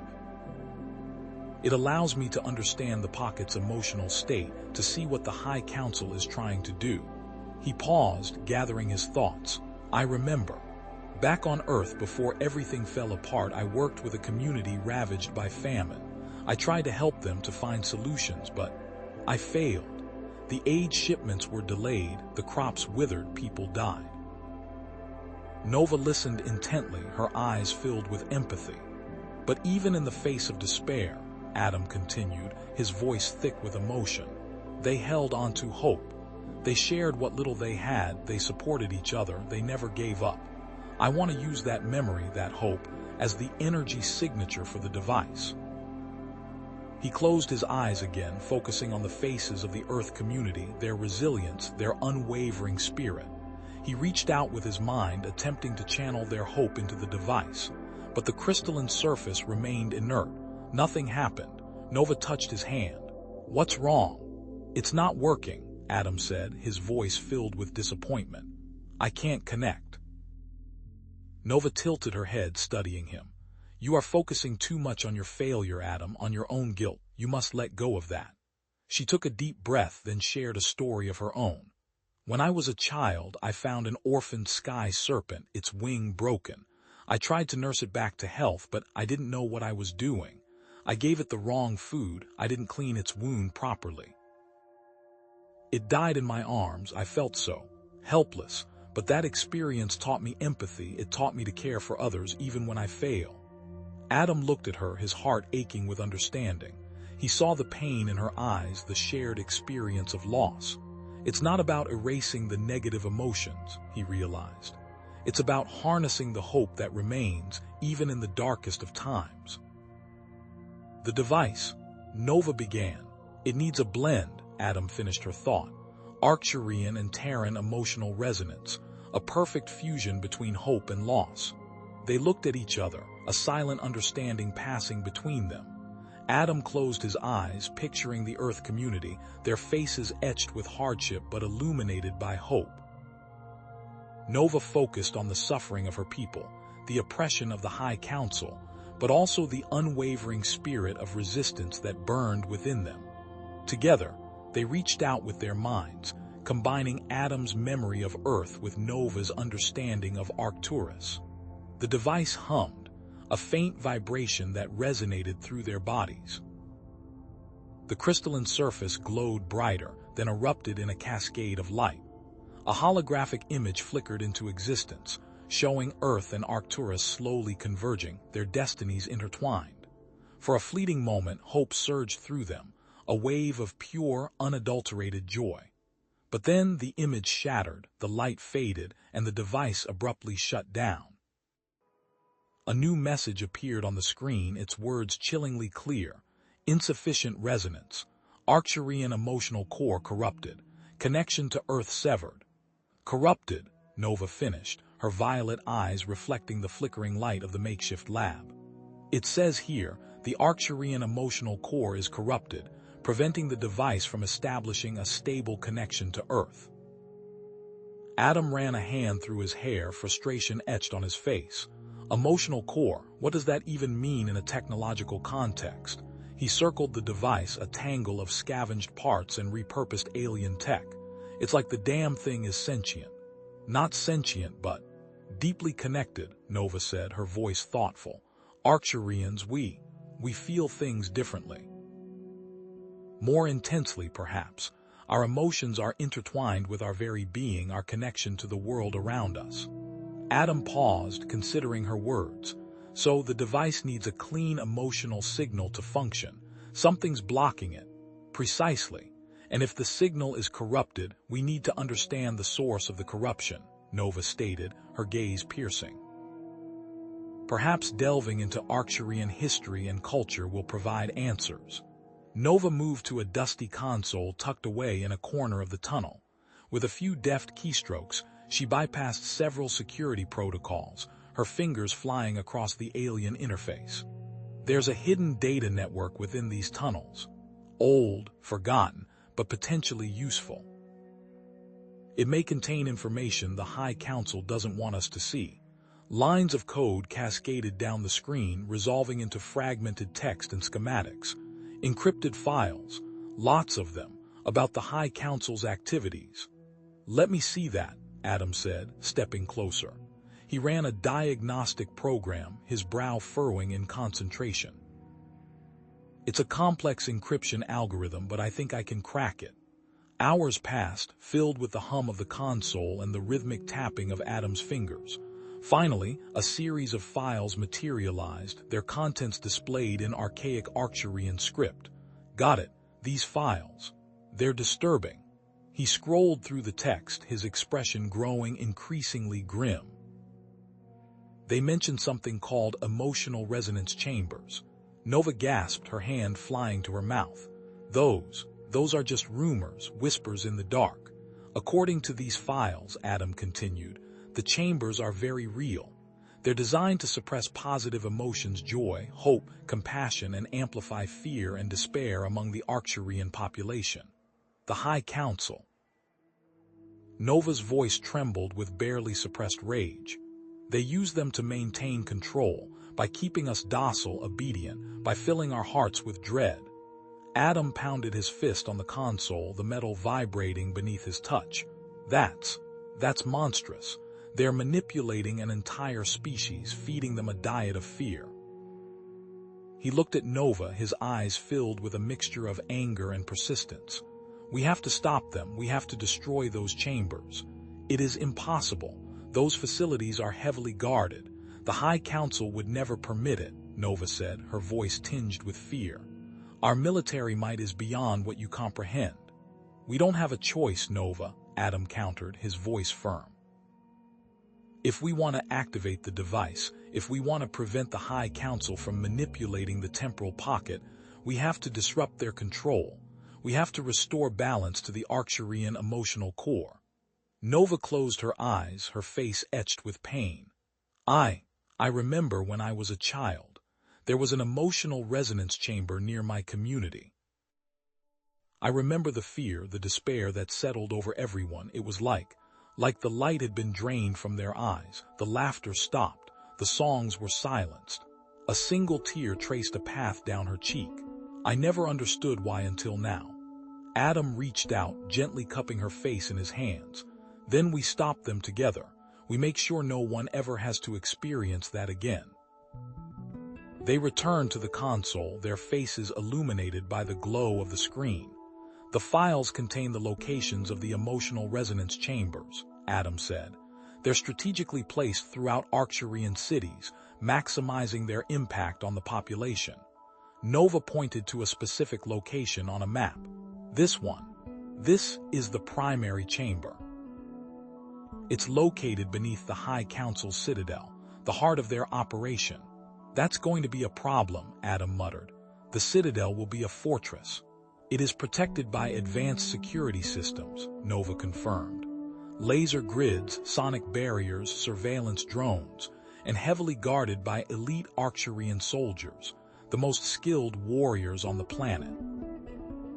Adam tapped his chin, his mind racing. We need a plan, something that uses our strengths. I know Arcturian technology better than most, and you know the security protocols. He paused, a spark of inspiration igniting in his eyes. Maybe I can create a device, something that can disrupt the chamber's energy field, a counter frequency that will overload the system. It is a risk, a large one, but if we can disrupt the chamber, even for a short time, it could create an opening, Nova replied, her dedication hardening. I can help you. I know the Citadel's security systems. I know the patrol routes. I know how to move through the shadows. They spent the next several hours poring over schematics, analyzing security protocols, and planning their infiltration. They gathered resources from the tunnel's energy cells, stealth suits, disruptor pistols. Each item was carefully selected, each detail meticulously planned. As the artificial night outside deepened, they paused, their eyes meeting in the dim light. The air was thick with unspoken emotions, fear, tenacity, and a growing sense of connection. This is going to be dangerous, Adam said softly. We might not make it out. Nova reached out, taking his hand in hers. Her touch was warm, reassuring. Then we face it together, for Arcturus, for a future free from fear. With a shared nod, they turned and headed towards the tunnel exit, their figures silhouetted against the darkness. They were ready. They were determined. They were about to infiltrate the High Council citadel, determined to shut down the emotional resonance chamber and restore hope to Arcturus. Adam traced a finger across the citadel schematics projected onto the wall. Okay, ventilation shafts. Least guarded entry point according to our intel. Tight squeeze, but it's our best bet to get close to the High Council chambers. Nova nodded, her golden eyes gleaming in the dim light. The shafts are regularly maintained, but security is lax. We can use this to our advantage. She tapped a section of the schematic. This junction point leads directly to the central core. From there, we can access the High Council level. Nova tilted her head, listening intently. I can mimic the vocal signature of a maintenance worker. It will fool the audio sensors in the ventilation system, at least for a while. She cleared her throat and, in a voice several octaves lower and filled with a gruff Arcturian accent, said, "Sector 7, ventilation check. All systems nominal." The translator implant in Adam's ear rendered the alien words into perfect English, but the effect was still unsettling. Adam gestured to a squat, cylindrical cleaning drone parked in the corner. "Meet our ride. I've modified it. Reinforced chassis, extra battery and..." He grinned, holding up a small, metallic device. "A little something to help us with any unwanted attention." He tapped a few commands into his wrist-mounted device, and the drone whirred to life, its cleaning appendages retracting to reveal a small compartment. "It'll carry our gear and act as a mobile cover story. Who suspects a humble cleaning bot?" They squeezed into the narrow ventilation shaft, the drone hovering ahead of them, its camera feed displayed on Adam's wrist-mounted screen. The air was thick with the metallic tang of recycled air and the faint scent of cleaning solvents. The space was cramped, barely wide enough for Adam to crawl through, and Nova, despite her lithe frame, had to hunch over to avoid scraping the ceiling. "Claustrophobic," Adam muttered, his voice echoing slightly in the confined space. "Efficient," Nova countered, her voice tight with concentration as she navigated the twists and turns of the shaft. "Arcturian engineering prioritizes functionality over comfort." The drone's camera feed flickered, revealing a series of glowing red lines crisscrossing the ventilation shaft ahead. "Thermal sensors," Adam said grimly. "Can't go any further without setting them off." Nova studied the feed. "Standard security measure. They're designed to detect body heat.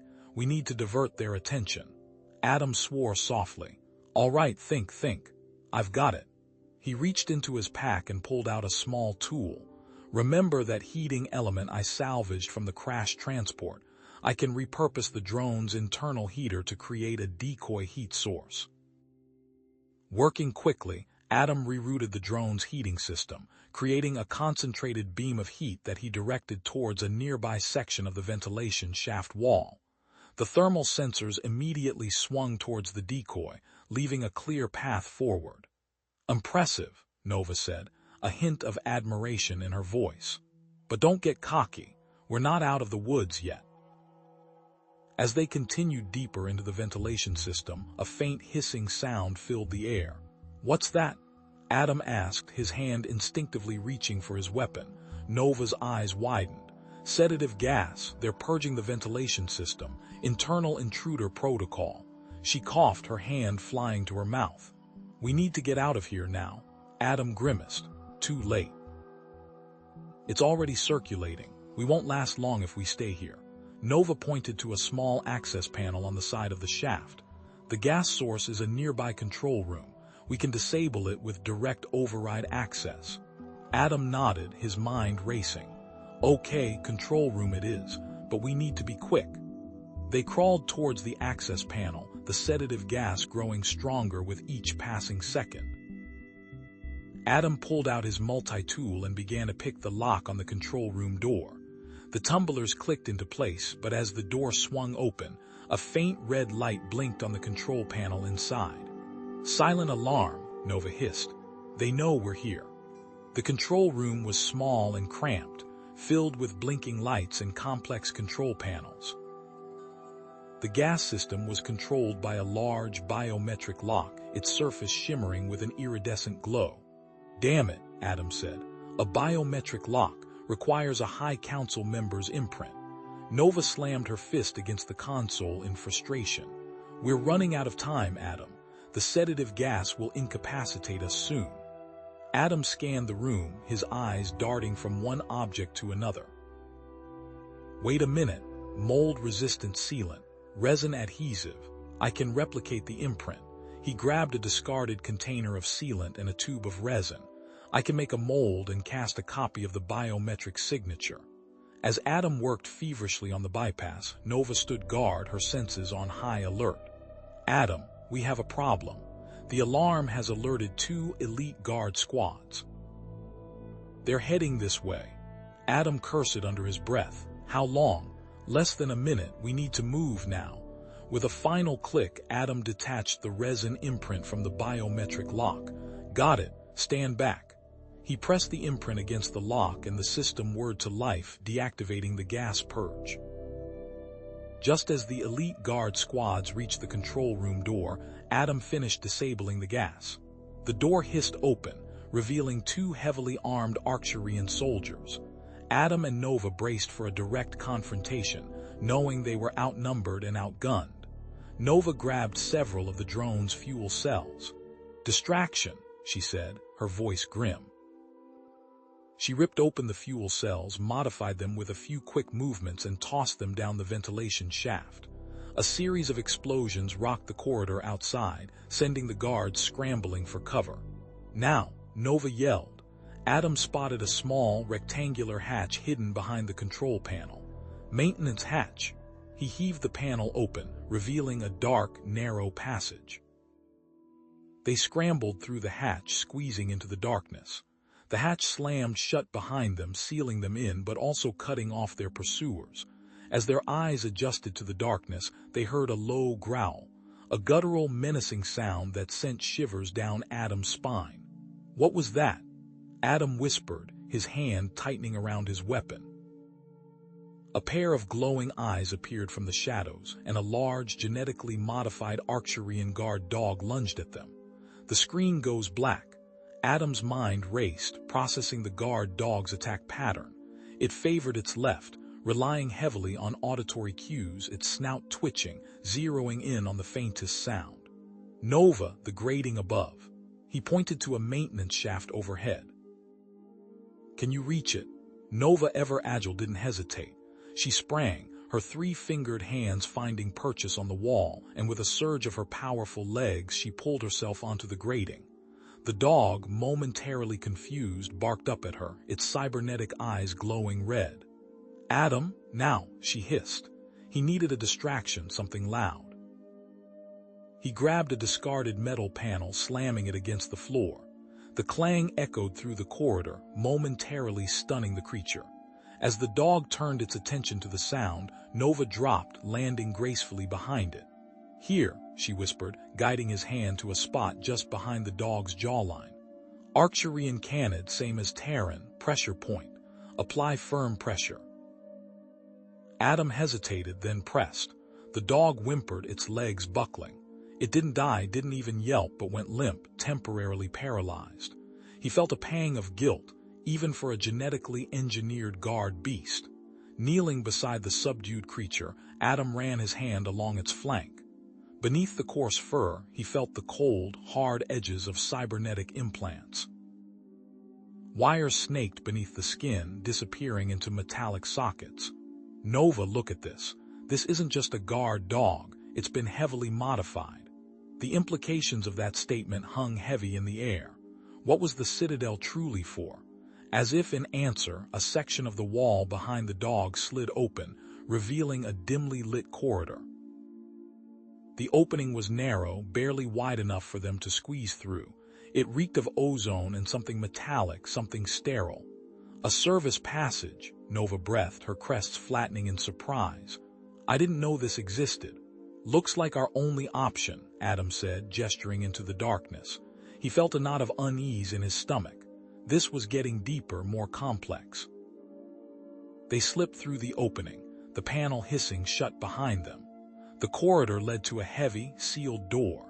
Etched into the metal was a symbol Adam didn't recognize, a stylized double helix bisected by a lightning bolt. The door hissed open at Nova's touch, revealing a laboratory bathed in an eerie green glow.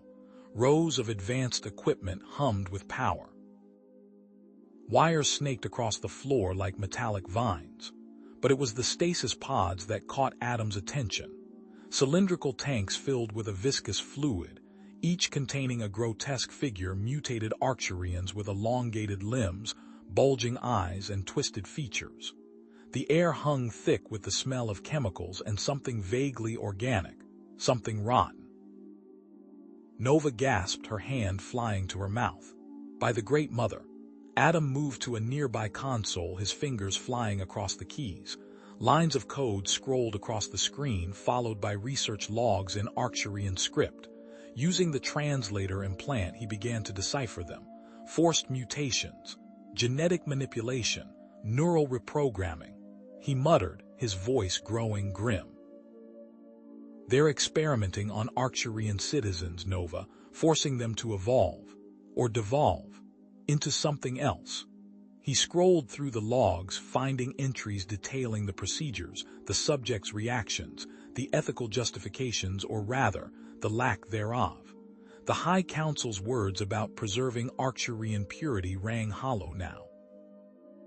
A figure emerged from the shadows, a hunched Arcturian in a white lab coat, his face etched with weariness and fear. He held a data pad clutched tightly in his trembling hand.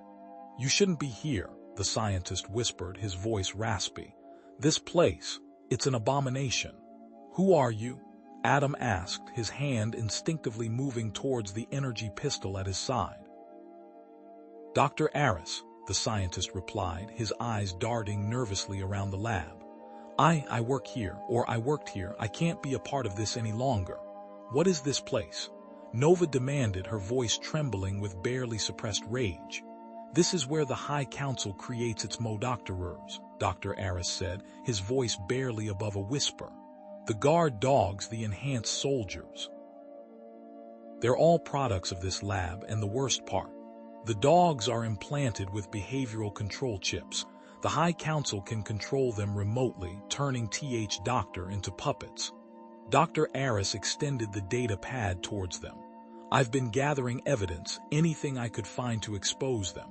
Financial records, communication logs, proof of their crimes."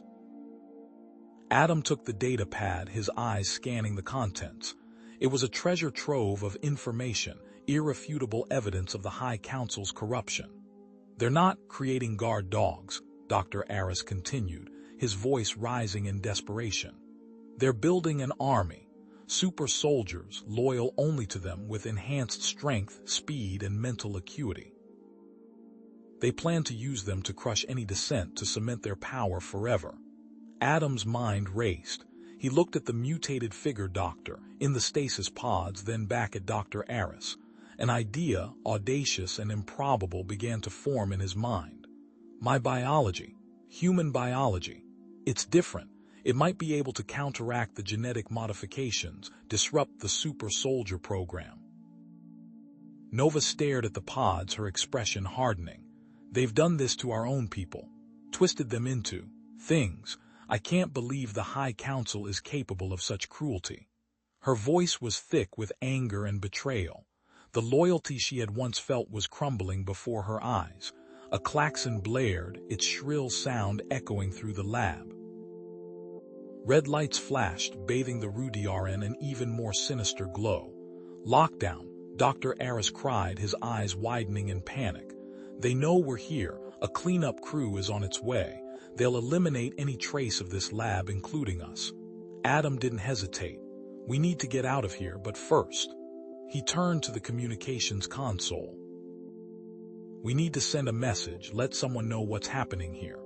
He began to input a sequence of codes, bypassing the Citadel's internal network and attempting to broadcast a distress signal to any potential allies outside.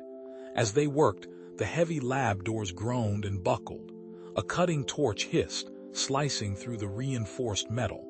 "They're here," Nova shouted, drawing her energy pistol. The doors burst open, revealing a squad of heavily armed and armored Arcturian soldiers.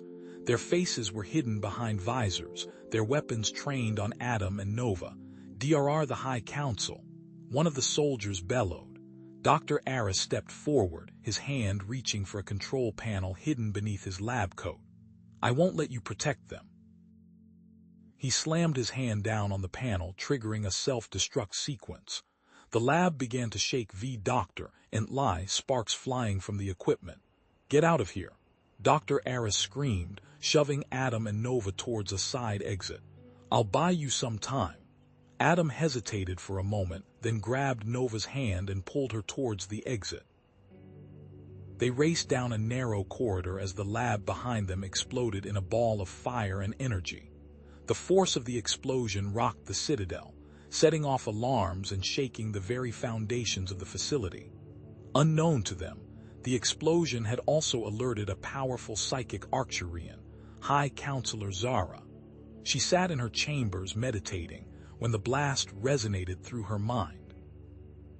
She frowned. Something was amiss. Reaching out with her consciousness, she sensed a familiar presence tainted with defiance. Nova. Zara's eyes snapped open, burning with cold fury. Traitor, she hissed. You will not escape.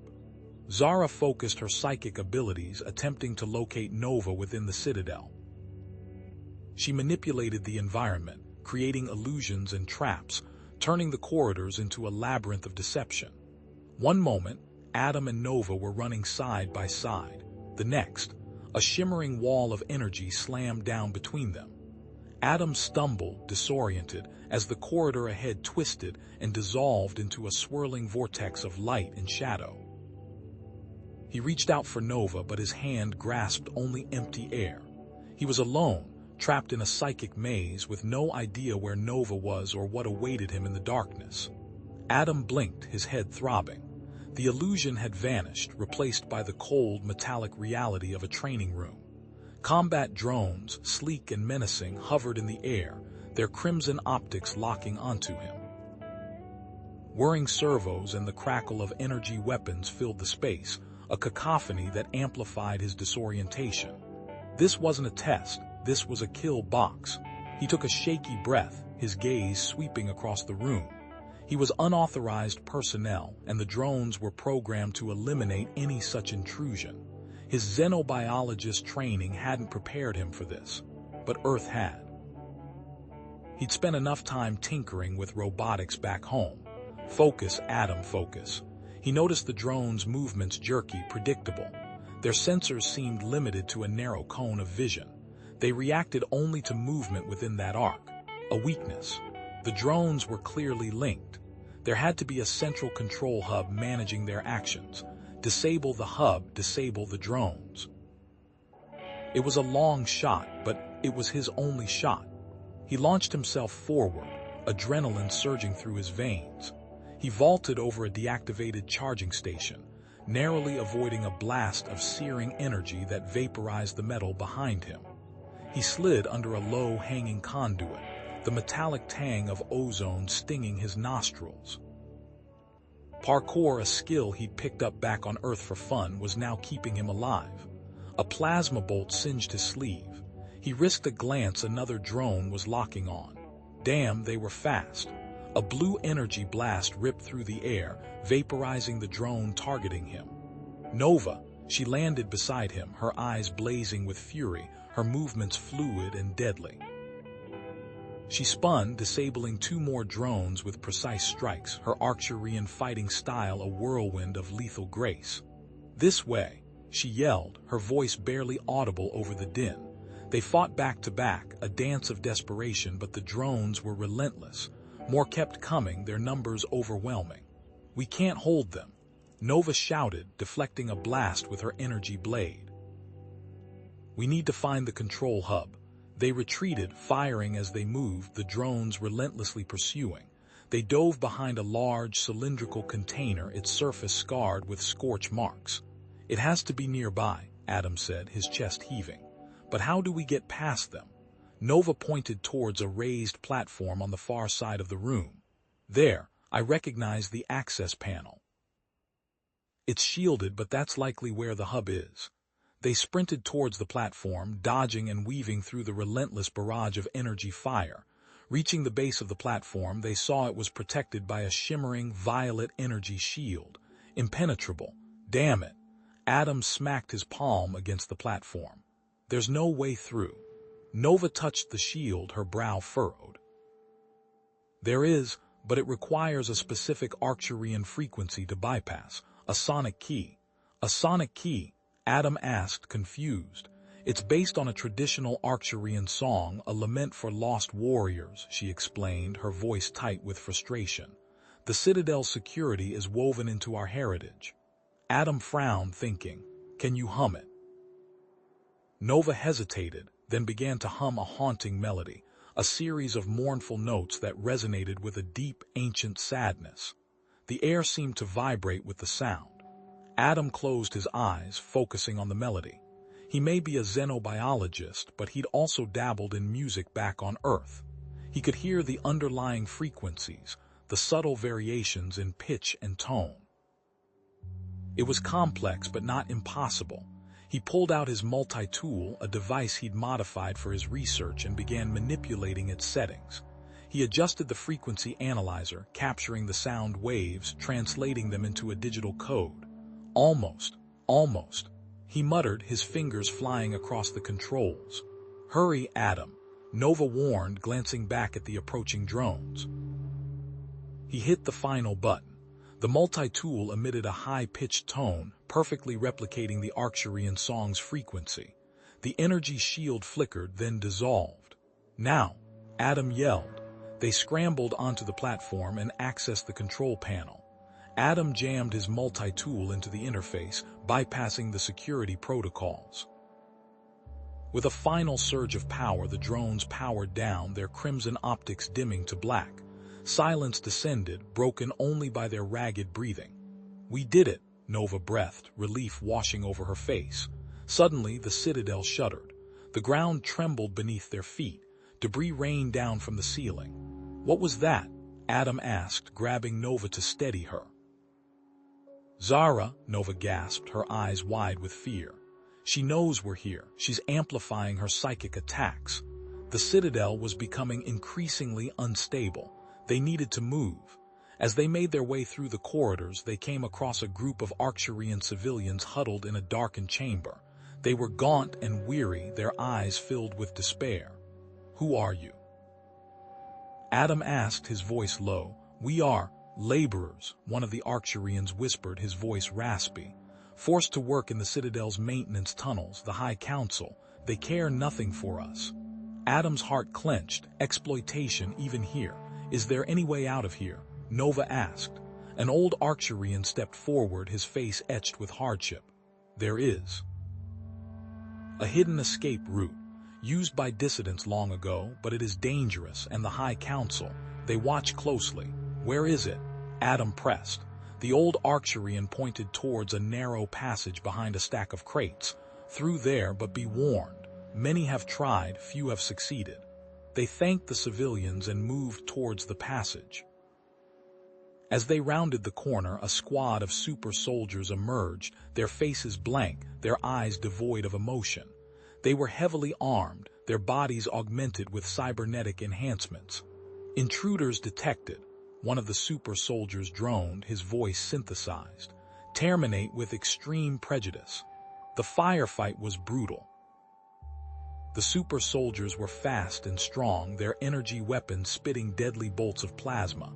Nova fought with fierce perseverance, deflecting shots and striking with lightning speed, but they were outnumbered. Adam noticed something strange. The super soldiers' movements were jerky, their aim erratic. They seemed unstable, a flaw in their programming. A shot grazed Nova's arm. She cried out in pain, clutching her wound. Nova, Adam yelled, pushing her behind cover. He quickly assessed the wound. It wasn't deep, but it needed attention. He ripped a strip of cloth from his shirt and began bandaging her arm, drawing on his knowledge of human and Arcturian anatomy. Hold still, he said, his voice gentle. This might sting. He finished the bandage, securing it tightly. It's not perfect, but it'll do for now. He rummaged through his pack, pulling out a small canister he'd scavenged from a broken drone. He modified it quickly, adding a makeshift detonator. What's that? Nova asked, her eyes narrowed. A distraction, Adam replied, a grim smile on his face. He tossed the canister into the center of the super soldier squad. It detonated with a blinding flash and a deafening bang. The super soldiers staggered back, disoriented. "Now!" Adam yelled. They sprinted towards the hidden escape route, the super soldiers slowly regaining their composure. They reached the passage and found it was a narrow ventilation shaft, barely large enough for them to crawl through. "This is it," Nova said, her voice tinged with apprehension. "Are you sure about this?" "We don't have a choice," Adam replied, his gaze resolute. "Let's go."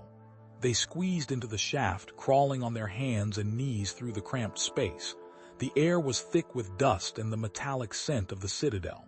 Suddenly, the shaft behind them began to collapse. Rocks and metal rained down, sealing off their escape route. "Zara!" Nova screamed, her voice echoing through the confined space. They were trapped. They crawled forward, deeper into the ventilation system. After what felt like an eternity, they reached a fork in the shaft. One path was clearly marked with a maintenance access symbol. The other was unmarked, a dark and uncertain passage leading into the unknown. Which way to go? Which way to go? Adam ran a hand along the cool metal of the branching ventilation shafts. "This one," he said, pointing to the path on the left. The metal fatigue patterns are different stress fractures consistent with higher air pressure. It's probably a primary route. The other one. It's unmarked, newer, and the airflow is almost non-existent. He pressed his ear against the cool metal, listening. Barely a whisper of air. Nova touched the unmarked path, her brow furrowing. There's an energy signature, faint but definitely present, like a hum deep inside the metal. Her golden eyes narrowed. It could be a power source, or a trap. "Could be both," Adam muttered. "But I'm betting the marked path is heavily guarded. Let's take the risk. Unmarked it is. Maybe we can find a way to sabotage the citadel from within." Nova nodded, her expression grim.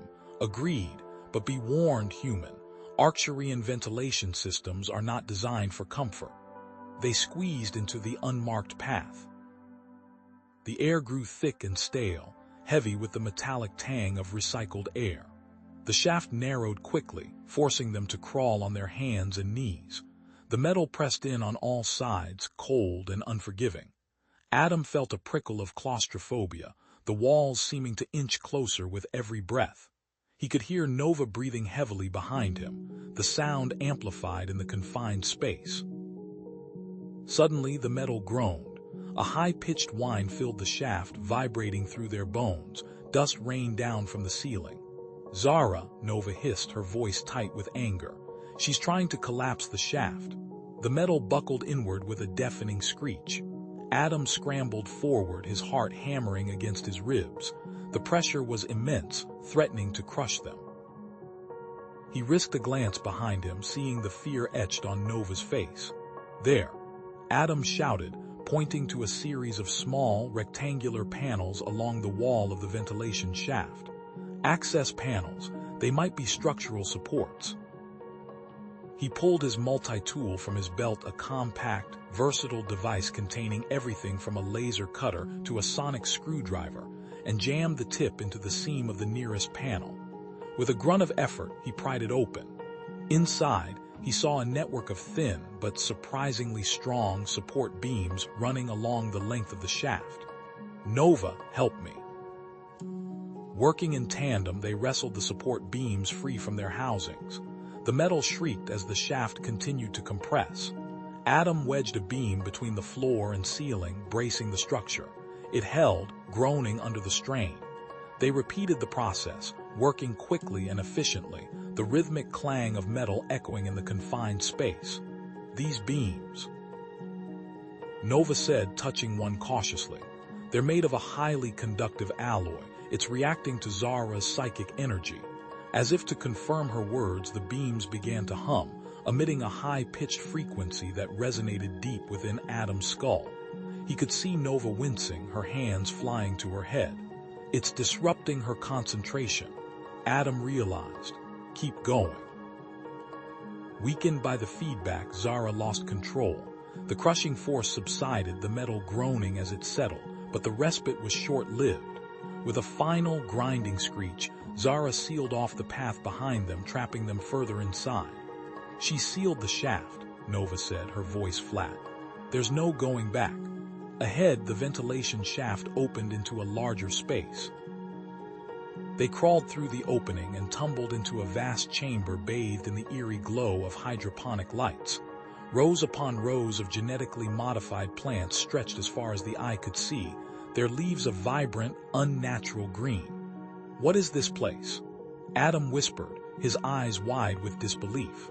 A hydroponics lab, Nova replied, her voice infused with bitterness. Used to grow food for the Citadel's elite. As they moved deeper into the lab, they saw figures huddled among the plants, Arcturians but unlike any they had seen before. Their skin was pale and gaunt, their eyes sunken and lifeless. They were emaciated, their bodies skeletal beneath their ragged work uniforms. They're workers, Nova murmured, her voice filled with a mixture of pity and rage. Slaves, more like. One of the workers, an older Arcturian with a network of wrinkles etched into his face, approached them cautiously. Who are you? He croaked, his voice hoarse. What do you want?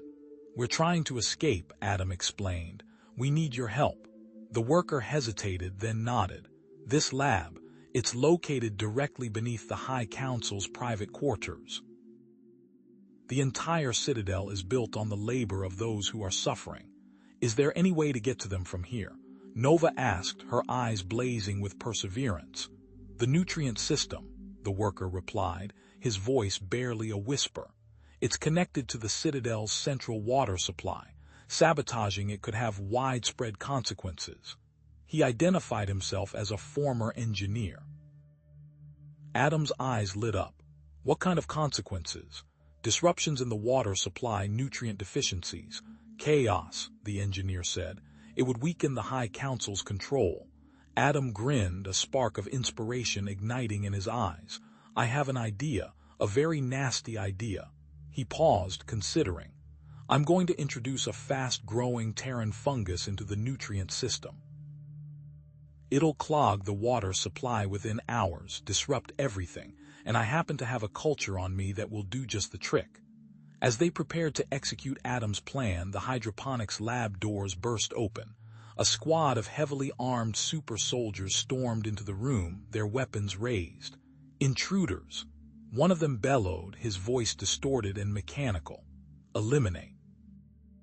But as they moved, Adam noticed something was terribly wrong. The soldiers were twitching, their movements jerky and uncoordinated. They repeated nonsensical phrases under their breath, their eyes glazed over with a vacant stare. The frequency. Adam realized, his voice tight with alarm. The high-pitched frequency from the support beams. It's amplifying their mental instability. Nova, her eyes narrowed, took advantage of the super soldier's confusion.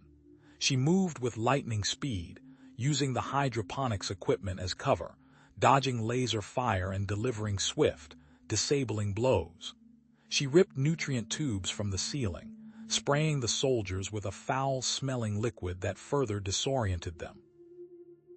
Adam joined the fray, using his multi-tool to disable the soldiers' weapons and create diversions. He moved with a surprising agility, his human reflexes compensating for his lack of physical strength.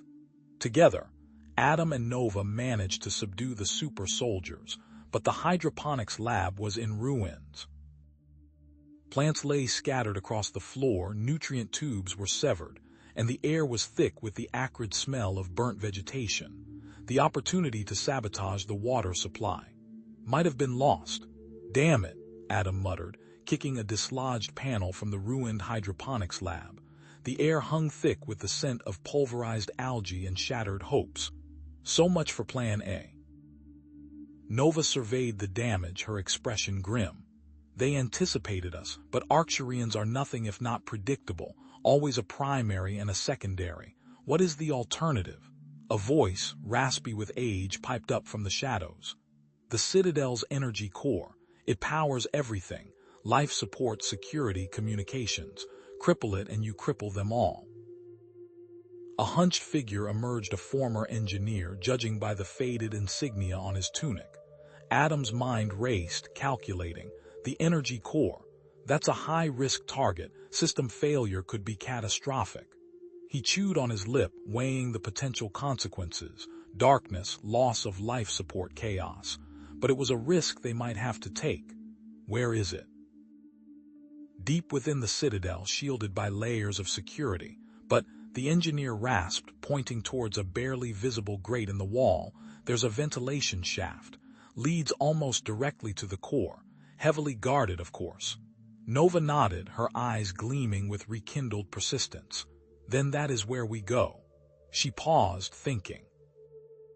The patrols will be doubled near the main access points, but if we create a diversion... She tapped a claw against her chin.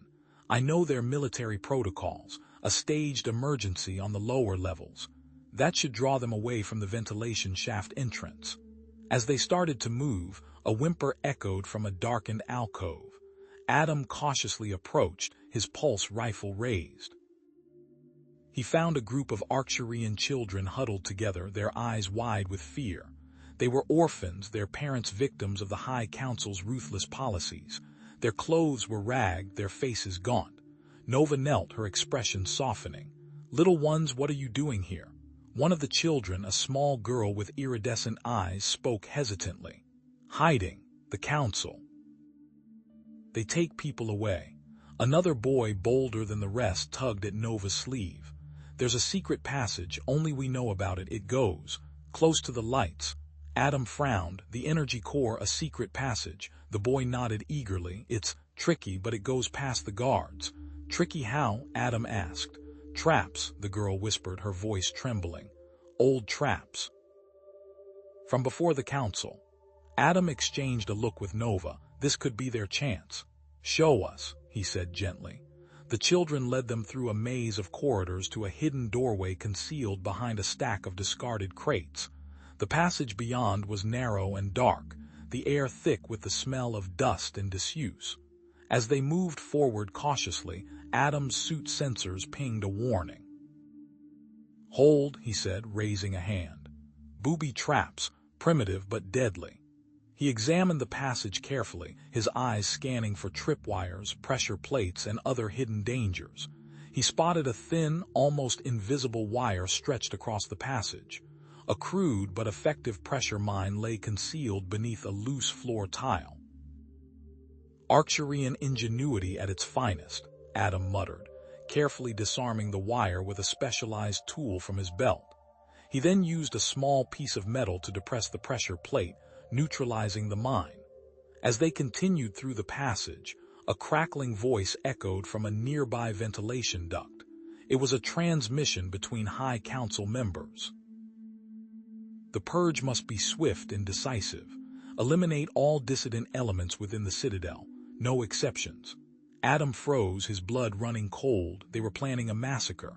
Another voice, cold and calculating, cut through the static. "Efficiency is paramount. We cannot allow sentiment to cloud our judgment." Adam recognized that voice. Zara. His grip tightened on his pulse rifle. Zara. He had suspected her involvement, but hearing her voice, so devoid of empathy, confirmed his worst fears. This was no longer just about liberating Arcturus. It was personal. The passage opened into a restricted area filled with experimental energy weapons. Rows of sleek, deadly-looking rifles and cannons lined the walls, humming with barely held-back power. "Jackpot," Nova breathed, her eyes gleaming. Adam approached one of the weapons, a bulky rifle with a complex array of emitters. "Experimental energy disruptor," he murmured, running his hand over its smooth surface. "Potentially very useful." He began to tinker with the weapon, his fingers moving with practiced ease. "If I can modify the frequency output, I might be able to disrupt the energy core's shielding." "Be careful," Nova warned. "Those weapons are unstable." "So is the High Council," Adam retorted, his eyes glinting with dedication. As he worked, Nova noticed a warning label on the side of the weapon. "Caution, element 792, handle with extreme care, highly volatile." Element 792, Adam frowned. "What's that?" "The energy core is powered by it," Nova explained, her expression grave. "It is unstable, highly reactive if it gets out of control. It could destroy the entire citadel, Adam finished, his voice grim. Nova nodded. My father. He was a leading expert on element 792. He understood its properties better than anyone. A shadow crossed her face. He always warned me about its potential for destruction. Adam paused, his eyes meeting Nova's. Then you know how to stop it. Nova hesitated for a moment, then nodded resolutely. I do, but it will be dangerous. Adam returned to his work, adjusting the weapon's settings with meticulous care. We don't have a choice, he said, his voice firm. We have to try. He looked up to Nova. I think I know how to overload the energy core using a precise combination of frequencies, but I need your help. I need your father's knowledge. As they finalized their plan, a holographic projection flickered to life in the center of the room. It was Zara, her image cold and mocking. I must congratulate you, Adam Evans, she said, her voice dripping with sarcasm. You have made it further than I anticipated, but your little game ends here. She smirked. I have anticipated your every move. The energy core chamber is now under complete lockdown, and I have prepared a little surprise for you. Suddenly, alarms blared throughout the citadel. The energy core began to emit a high-pitched whine, and the lights flickered erratically. The core is destabilizing, Nova exclaimed, her eyes wide with alarm. It's going to overload. Zara's holographic image laughed. Indeed, and when it does, this entire facility will be reduced to ashes, a fitting end for you and your rebellious friends. Without hesitation, Nova turned towards the passage leading to the energy core chamber. I have to go, she said, her voice tight with drive. I have to manually override the system. It's the only way to stop it. Nova, no, Adam shouted, reaching out to stop her. It's too dangerous. I have to, she repeated, her eyes filled with perseverance. For my people. Before Adam could react, Nova sprinted towards the passage, disappearing into the darkness. Nova! Adam yelled, banging on the now sealed door to the energy core chamber. Zara, open this door. Zara's image merely smiled, then vanished. Adam, his heart pounding in his chest, desperately searched for another way into the chamber. He had to save Nova. He had to stop the energy core from overloading. He would not let Zara win. Defying Zara's lockdown, Adam raced towards the energy core chamber, his mind filled with a single, desperate thought. Nova. Adam smacked his fist against the console, the dull thud swallowed by the energy core's hum. The override sequence had stalled, blocked by layers of security protocols he hadn't anticipated. Zara's thoroughness was proving to be a deadly obstacle. He risked a glance at the execution chamber doors, the metallic surface gleaming ominously. Time was running out. He scanned the cramped alcove again, his eyes darting over conduits and junction boxes. There, a hidden maintenance panel, almost invisible against the textured wall. He pried it open, revealing a tangle of wires and diagnostic ports, an alternative access point to the lockdown system. All right, Zara, let's see how good you really are, he muttered, fingers flying across the archaic interface. The maintenance panel required a specific access code, the system demanding authentication before he could bypass the main controls. A wall of encrypted text filled the screen, Arcturian military ciphers twisting into indecipherable knots. Sweat beaded on Adam's forehead. He needed a key, and fast. Then it hit him. The data file he'd recovered earlier, the one containing information about Arcturian encryption methods. It was a long shot, but it was all he had. He tapped a command, recalling the file. Lines of code scrolled across the screen, a potential Rosetta Stone to unlock Zara's digital fortress. A high-pitched whine filled the alcove. Security drones deployed by Zara materialized from the shadows, their weapon ports glowing crimson. Adam cursed. He was pinned down, forced to defend himself while simultaneously trying to crack the code. He ducked behind a sparking conduit as energy bolts sizzled past. Thinking fast, Adam ripped a power coupling from the wall, ignoring the shower of sparks. He grabbed a handful of wires, twisting them together with practiced ease, creating a makeshift EMP device. With a desperate heave, he tossed it at the drones. A surge of electromagnetic energy pulsed outwards, frying their circuits. The drones sputtered and crashed to the floor, inert. He returned to the console, his fingers dancing across the interface. The decryption was almost complete. Yes. The access code appeared, a string of alphanumeric characters. He punched it in, but the system rejected it. Damn it! Zara had remotely altered the code sequence, anticipating his move. He needed to adapt, recalculate. Adam rerouted power from a secondary life support system, bypassing the primary lockdown mechanism. The lights flickered, and a warning klaxon blared, but a temporary window of opportunity had opened. He didn't hesitate. He banged his hand against the release, and the heavy door hissed open. He burst into the energy core chamber. The air crackled with static, and the metallic tang of ozone filled his nostrils. Nova was struggling to manually stabilize the core, her face pale and streaked with sweat. The core itself pulsed with an angry violet light, emitting dangerous levels of radiation. The heat was intense, even through his suit. "Adam, you made it," Nova gasped, her voice strained. "The core is overheating. It needs a precise sequence of calibrations to prevent a meltdown, but I'm weakening." She swayed, her hand slipping from the control panel. He rushed to her side, his eyes scanning the complex array of dials and readouts. "Tell me what to do." He remembered his studies of Arcturian technology, the intricate interplay of energy fields and feedback loops. He had to focus. Together they worked, Nova guiding him through the calibration process, Adam using his knowledge to interpret the arcane symbols and input the correct sequence of commands. The core's violent pulsing subsided, but only slightly. Suddenly, Zara's image flickered to life on a holographic display inside the chamber. Her face was a mask of cold fury. "You may have delayed the inevitable, Adam Evans, but you cannot stop it. I have initiated a failsafe sequence. The core will be destroyed remotely." Adam's mind raced. There had to be a way out. He studied the schematic projected beside Zara's image, searching for a weakness, a flaw in her plan. Then he saw it. A vulnerability in the failsafe's authentication protocol. "Nova, I think I can create a counter-program that will disrupt the detonation process, but it's risky." Nova nodded, her silver eyes filled with persistence. "Do it. I'll buy you time."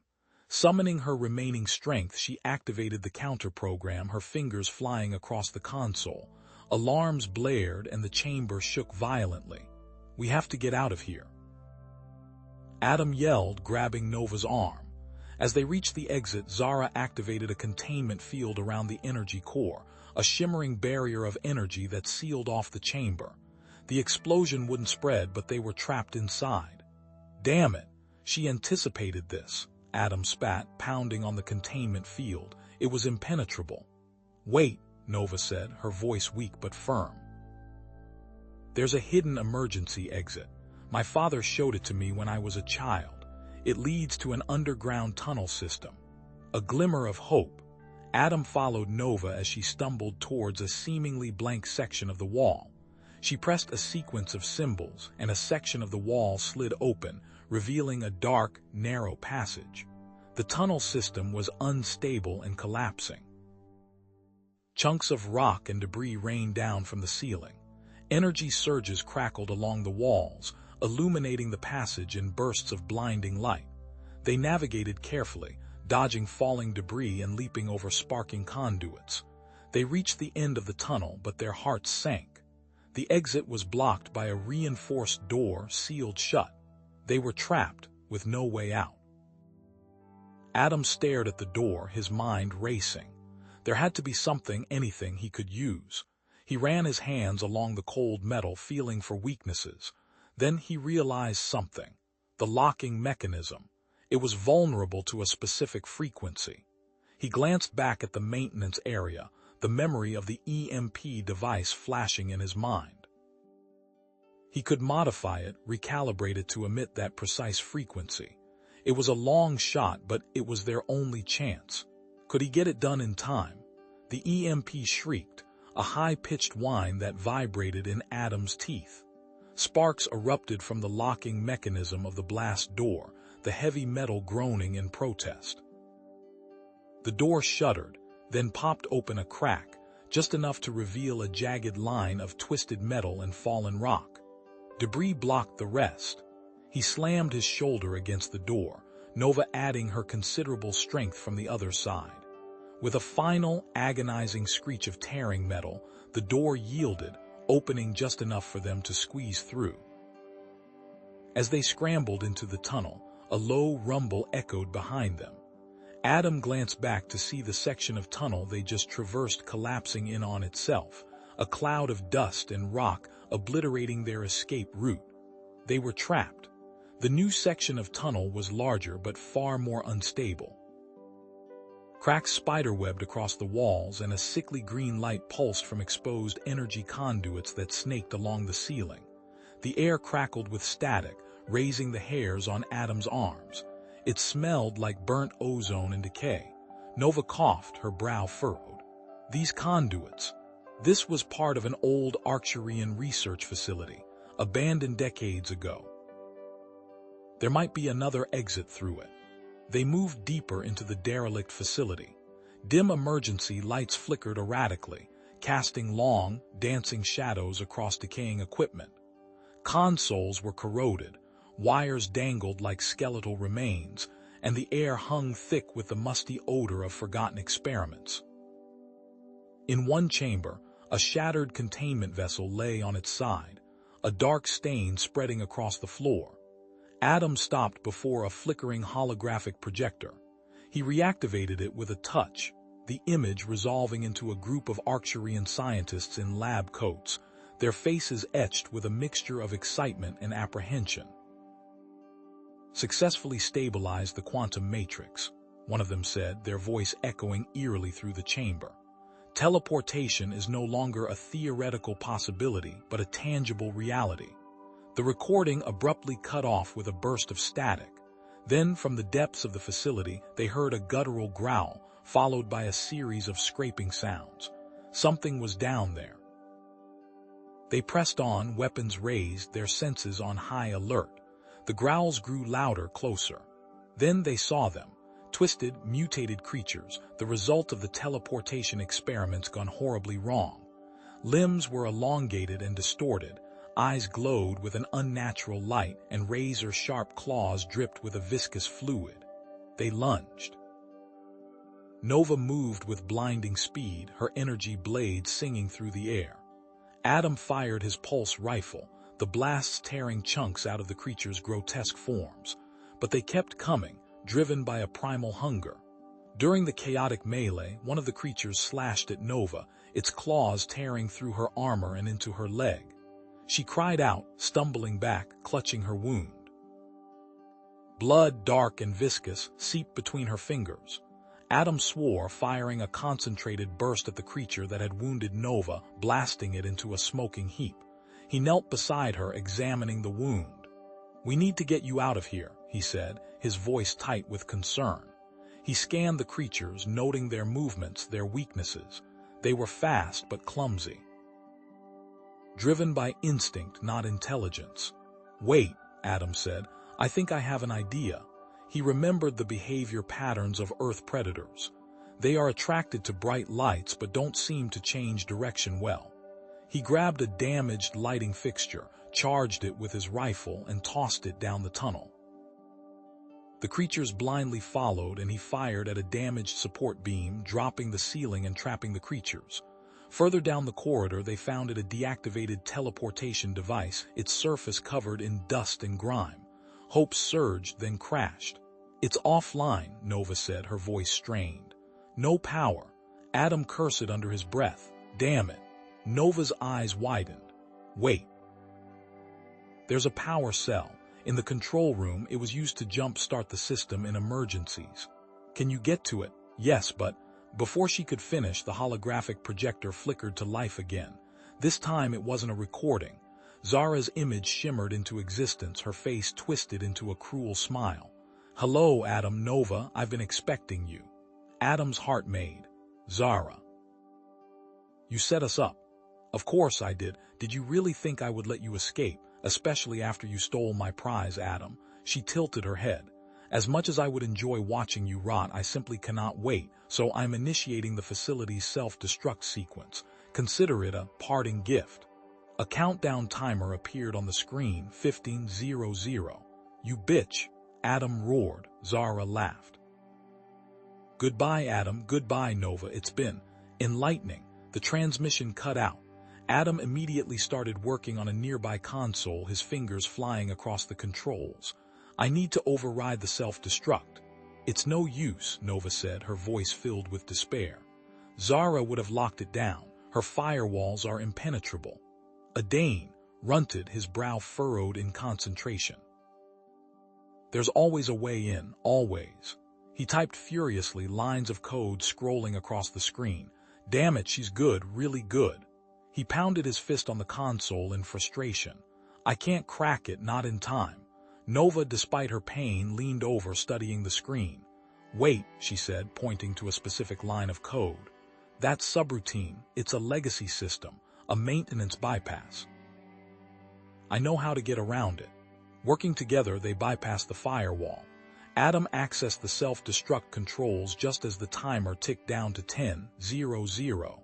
With a final keystroke, he deactivated the sequence. The countdown vanished from the screen. We did it, Adam said, relief flooding his features. Suddenly, the teleportation device hummed to life, bathing the room in an eerie blue light. Zara's image reappeared on the holographic projector. Impressive, Adam, but you are too late. I have rerouted the remaining power to the teleportation device. I'm leaving. A shimmering portal opened before the device, swirling with chaotic energy. The energy signature was unstable, fluctuating wildly.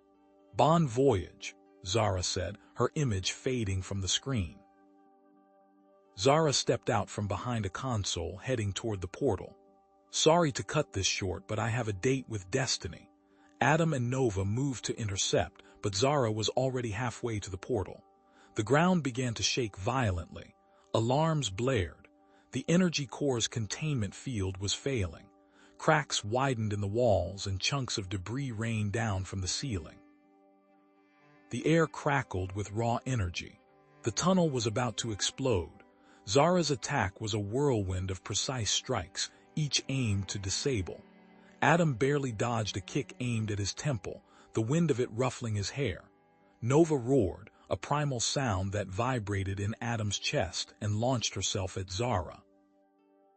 The two Arcturian women collided in a flurry of limbs, their movements a blur of practiced aggression. You betray our people for this. This outsider, Zara spat, deflecting a blow from Nova's wrist blades. Nova parried a jab, her voice tight with fury. I fight for what is right, Zara, something you've clearly forgotten, selling out to the High Council's corruption. The High Council. Adam interjected, struggling to his feet. His head throbbed. What does the High Council have to do with this? Zara laughed, a harsh, grating sound. I'm working directly for a faction within the Council, human. They want this teleportation technology, and they don't care how they get it. They plan to weaponize it, shatter their enemies across the galaxy.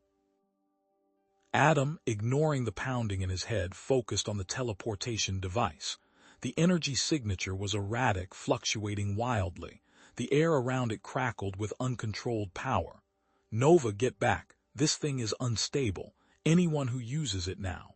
They could be scattered across time and space. Zara ignored him, her eyes fixed on the shimmering portal.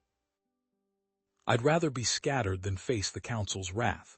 She lunged, desperation etched on her face. Zara, no, Nova cried, but Zara was beyond reason. Adam, knowing they were out of time, reached out, his fingers dancing over the control panel. I need to stabilize the energy field. Nova, I need a few seconds. Keep her away from me. Nova nodded, her face grim. I will. She turned to face Zara, her wrist blades extended. You won't get past me. Zara was a whirlwind of fury, her movements faster and more brutal than before. Nova blocked, parried, and dodged, but Zara's relentless assault was wearing her down. Sweat beaded on Nova's brow, and her breathing came in ragged gasps. Still, she held her ground, creating a narrow window for Adam to work. Adam muttered under his breath, his fingers flying across the control panel. He rerouted power conduits, adjusted frequency modulators, and bypassed safety protocols. The device hummed, then pulsed with a steady, rhythmic beat. Almost there. Now, Adam shouted, his voice strained. I've stabilized it, but only for a few seconds. Go now. Zara, seeing her opportunity, shoved Nova aside and lunged for the portal. Adam, fueled by adrenaline, tackled Zara, his shoulder slamming into her midsection. They both tumbled forward away from the portal, toward the humming, sparking energy core. The containment field flickered, then died. A wave of raw energy erupted from the core, throwing Adam and Zara away from the teleportation device like ragdolls. The portal shimmered, then collapsed, leaving only a faint scent of ozone in the air. The teleportation device was dead. The facility groaned, metal screaming against metal. Alarms blared, their shrill cries echoing through the collapsing structure. We have to go. Adam yelled, scrambling to his feet.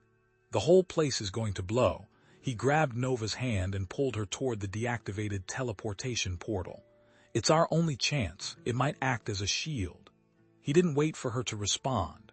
With a surge of strength, he pushed Nova through the inert portal at the last possible moment, shielding her body with his own. The world exploded.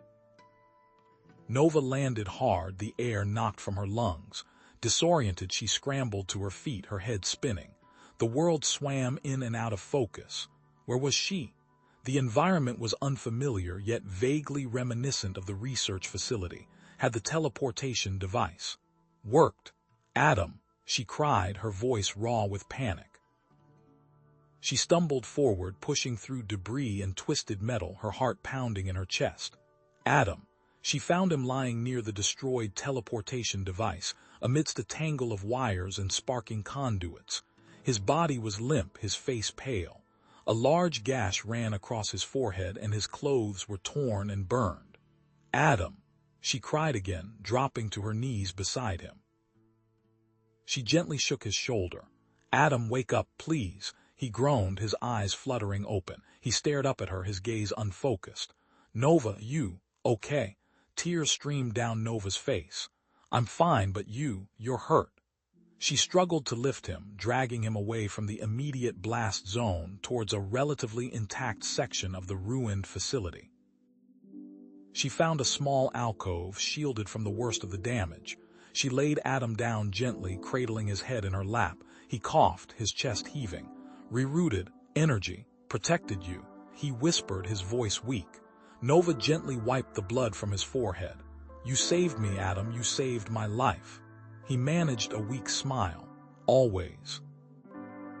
As Nova looked around, she noticed something strange. The alcove wasn't part of the main research facility.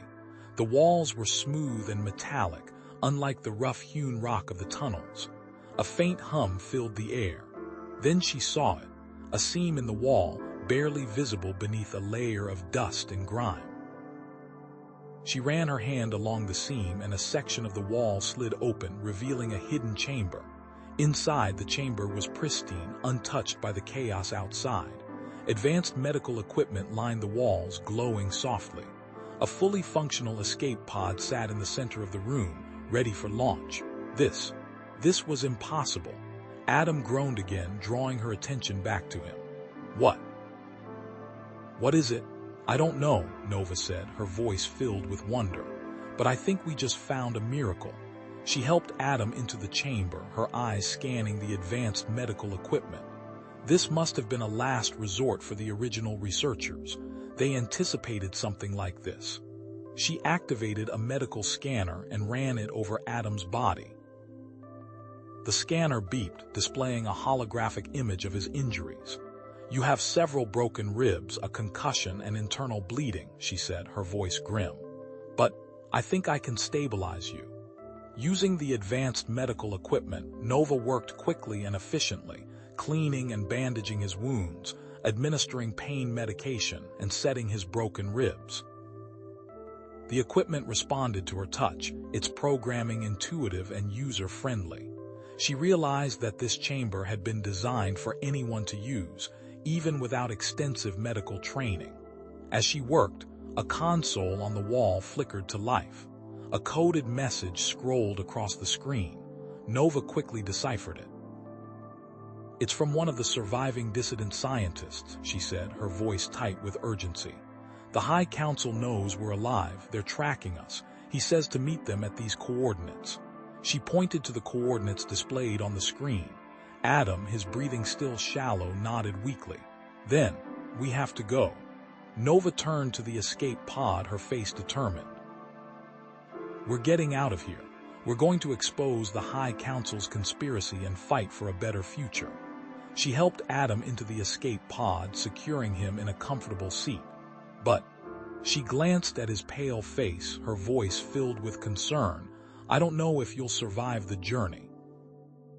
The escape pod shuddered as it pierced the atmosphere, finally settling within a cavernous space illuminated by flickering bioluminescent fungi. Adam and Nova emerged, greeted by a handful of weary but determined Arcturians. The air hung thick with the scent of ozone and damp earth. "Welcome to the UNDER Chinese letter," a grizzled Arcturian with a cybernetic eye patch rasped. "We don't have much, but we have hope." The rebels huddled around a holographic projection of Arcturus, its surface crisscrossed with ominous red lines. "The High Council is ready to deploy the neural dampener," another rebel scientist explained, his voice trembling.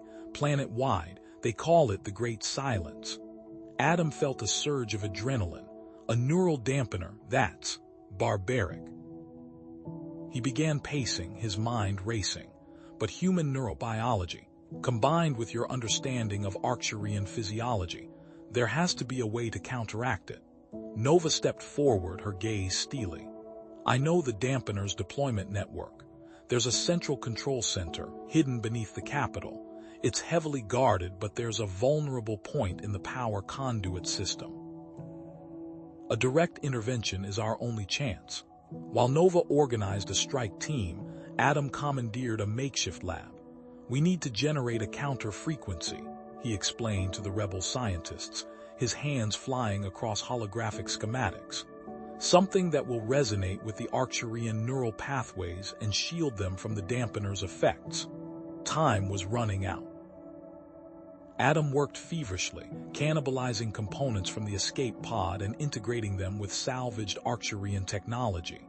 Sparks flew as he soldered wires, his brow furrowed in concentration. This was it, human ingenuity against Arcturian tyranny. Nova, clad in dark armor, addressed her team, her voice resonating with unwavering commitment. "We fight for our freedom, for our thoughts, for our future." They moved out, disappearing into the labyrinthine tunnels. Adam, his face smudged with grease, watched them go, then turned back to his creation. The device, a Frankensteinian blend of human and Arcturian tech, pulsed with a faint blue light. "Here goes nothing," he muttered. He activated the broadcast, the lab humming with power. Initially, the signal met resistance, a wall of static crackling through the air. But Adam and the rebel scientists persisted, tweaking frequencies, adjusting power levels, pushing the device to its limits. Slowly, painstakingly, the counter-frequency began to gain ground, a beacon of hope against the encroaching darkness. As Nova and her team fought their way through the dampener control center, laser fire scorching the corridors, the dampener began to flicker and fail. Guards staggered, their movements sluggish, their eyes vacant. The High Council's control was slipping. Nova reached the central control chamber, confronting the High Council leader, a gaunt Arcturian with eyes like chips of ice. "Your reign of terror ends here," she declared, her voice amplified through a hacked communication channel. "The Arcturian people deserve freedom. They deserve the right to think for themselves." Her words echoed across Arcturus, reaching every city, every village, every hidden rebel cell. Inspired by Nova's courage and shielded by Adam's counter-frequency, the Arcturian people rose up. They stormed government buildings, disabled security drones, and overwhelmed the High Council's forces. Days later, Adam stood beside Nova in the capital city, watching as the Arcturian people tore down statues of the High Council, their faces alight with jubilation. The air crackled with a newfound energy, a sense of liberation and possibility. The High Council members were arrested and brought to trial, their crimes laid bare for all to see. Adam and Nova provided testimony, ensuring that justice was served, that the truth prevailed. A new government was established, a democratic council elected by the Arcturian people. Its charter prioritized individual freedoms, equality, and the pursuit of knowledge, a testament to the blending of human and Arcturian values. Adam and Nova, standing before the newly formed council, addressed the Arcturian people. "We promise to work together," Adam said, his voice filled with emotion, "to build a better future. A future where freedom reigns, where justice prevails, and where every Arcturian can live with dignity and hope." As they turned to face the cheering crowds, the setting sun casting long shadows across the liberated city, Nova took Adam's hand, her grip firm and warm. The translator implant wasn't needed to understand the shared sentiment. They looked out at the faces of the Arcturian people, their eyes shining with hope, their hearts filled with gratitude. They had come so far, faced so many challenges, but together they had overcome them all. They had saved a world, and in doing so, they had found something even more precious, a love that transcended species, a bond that could never be broken. Freedom, they realized, wasn't just the absence of chains. It was the courage to choose your own destiny, the strength to fight for what you believe in, and the love to share it with another.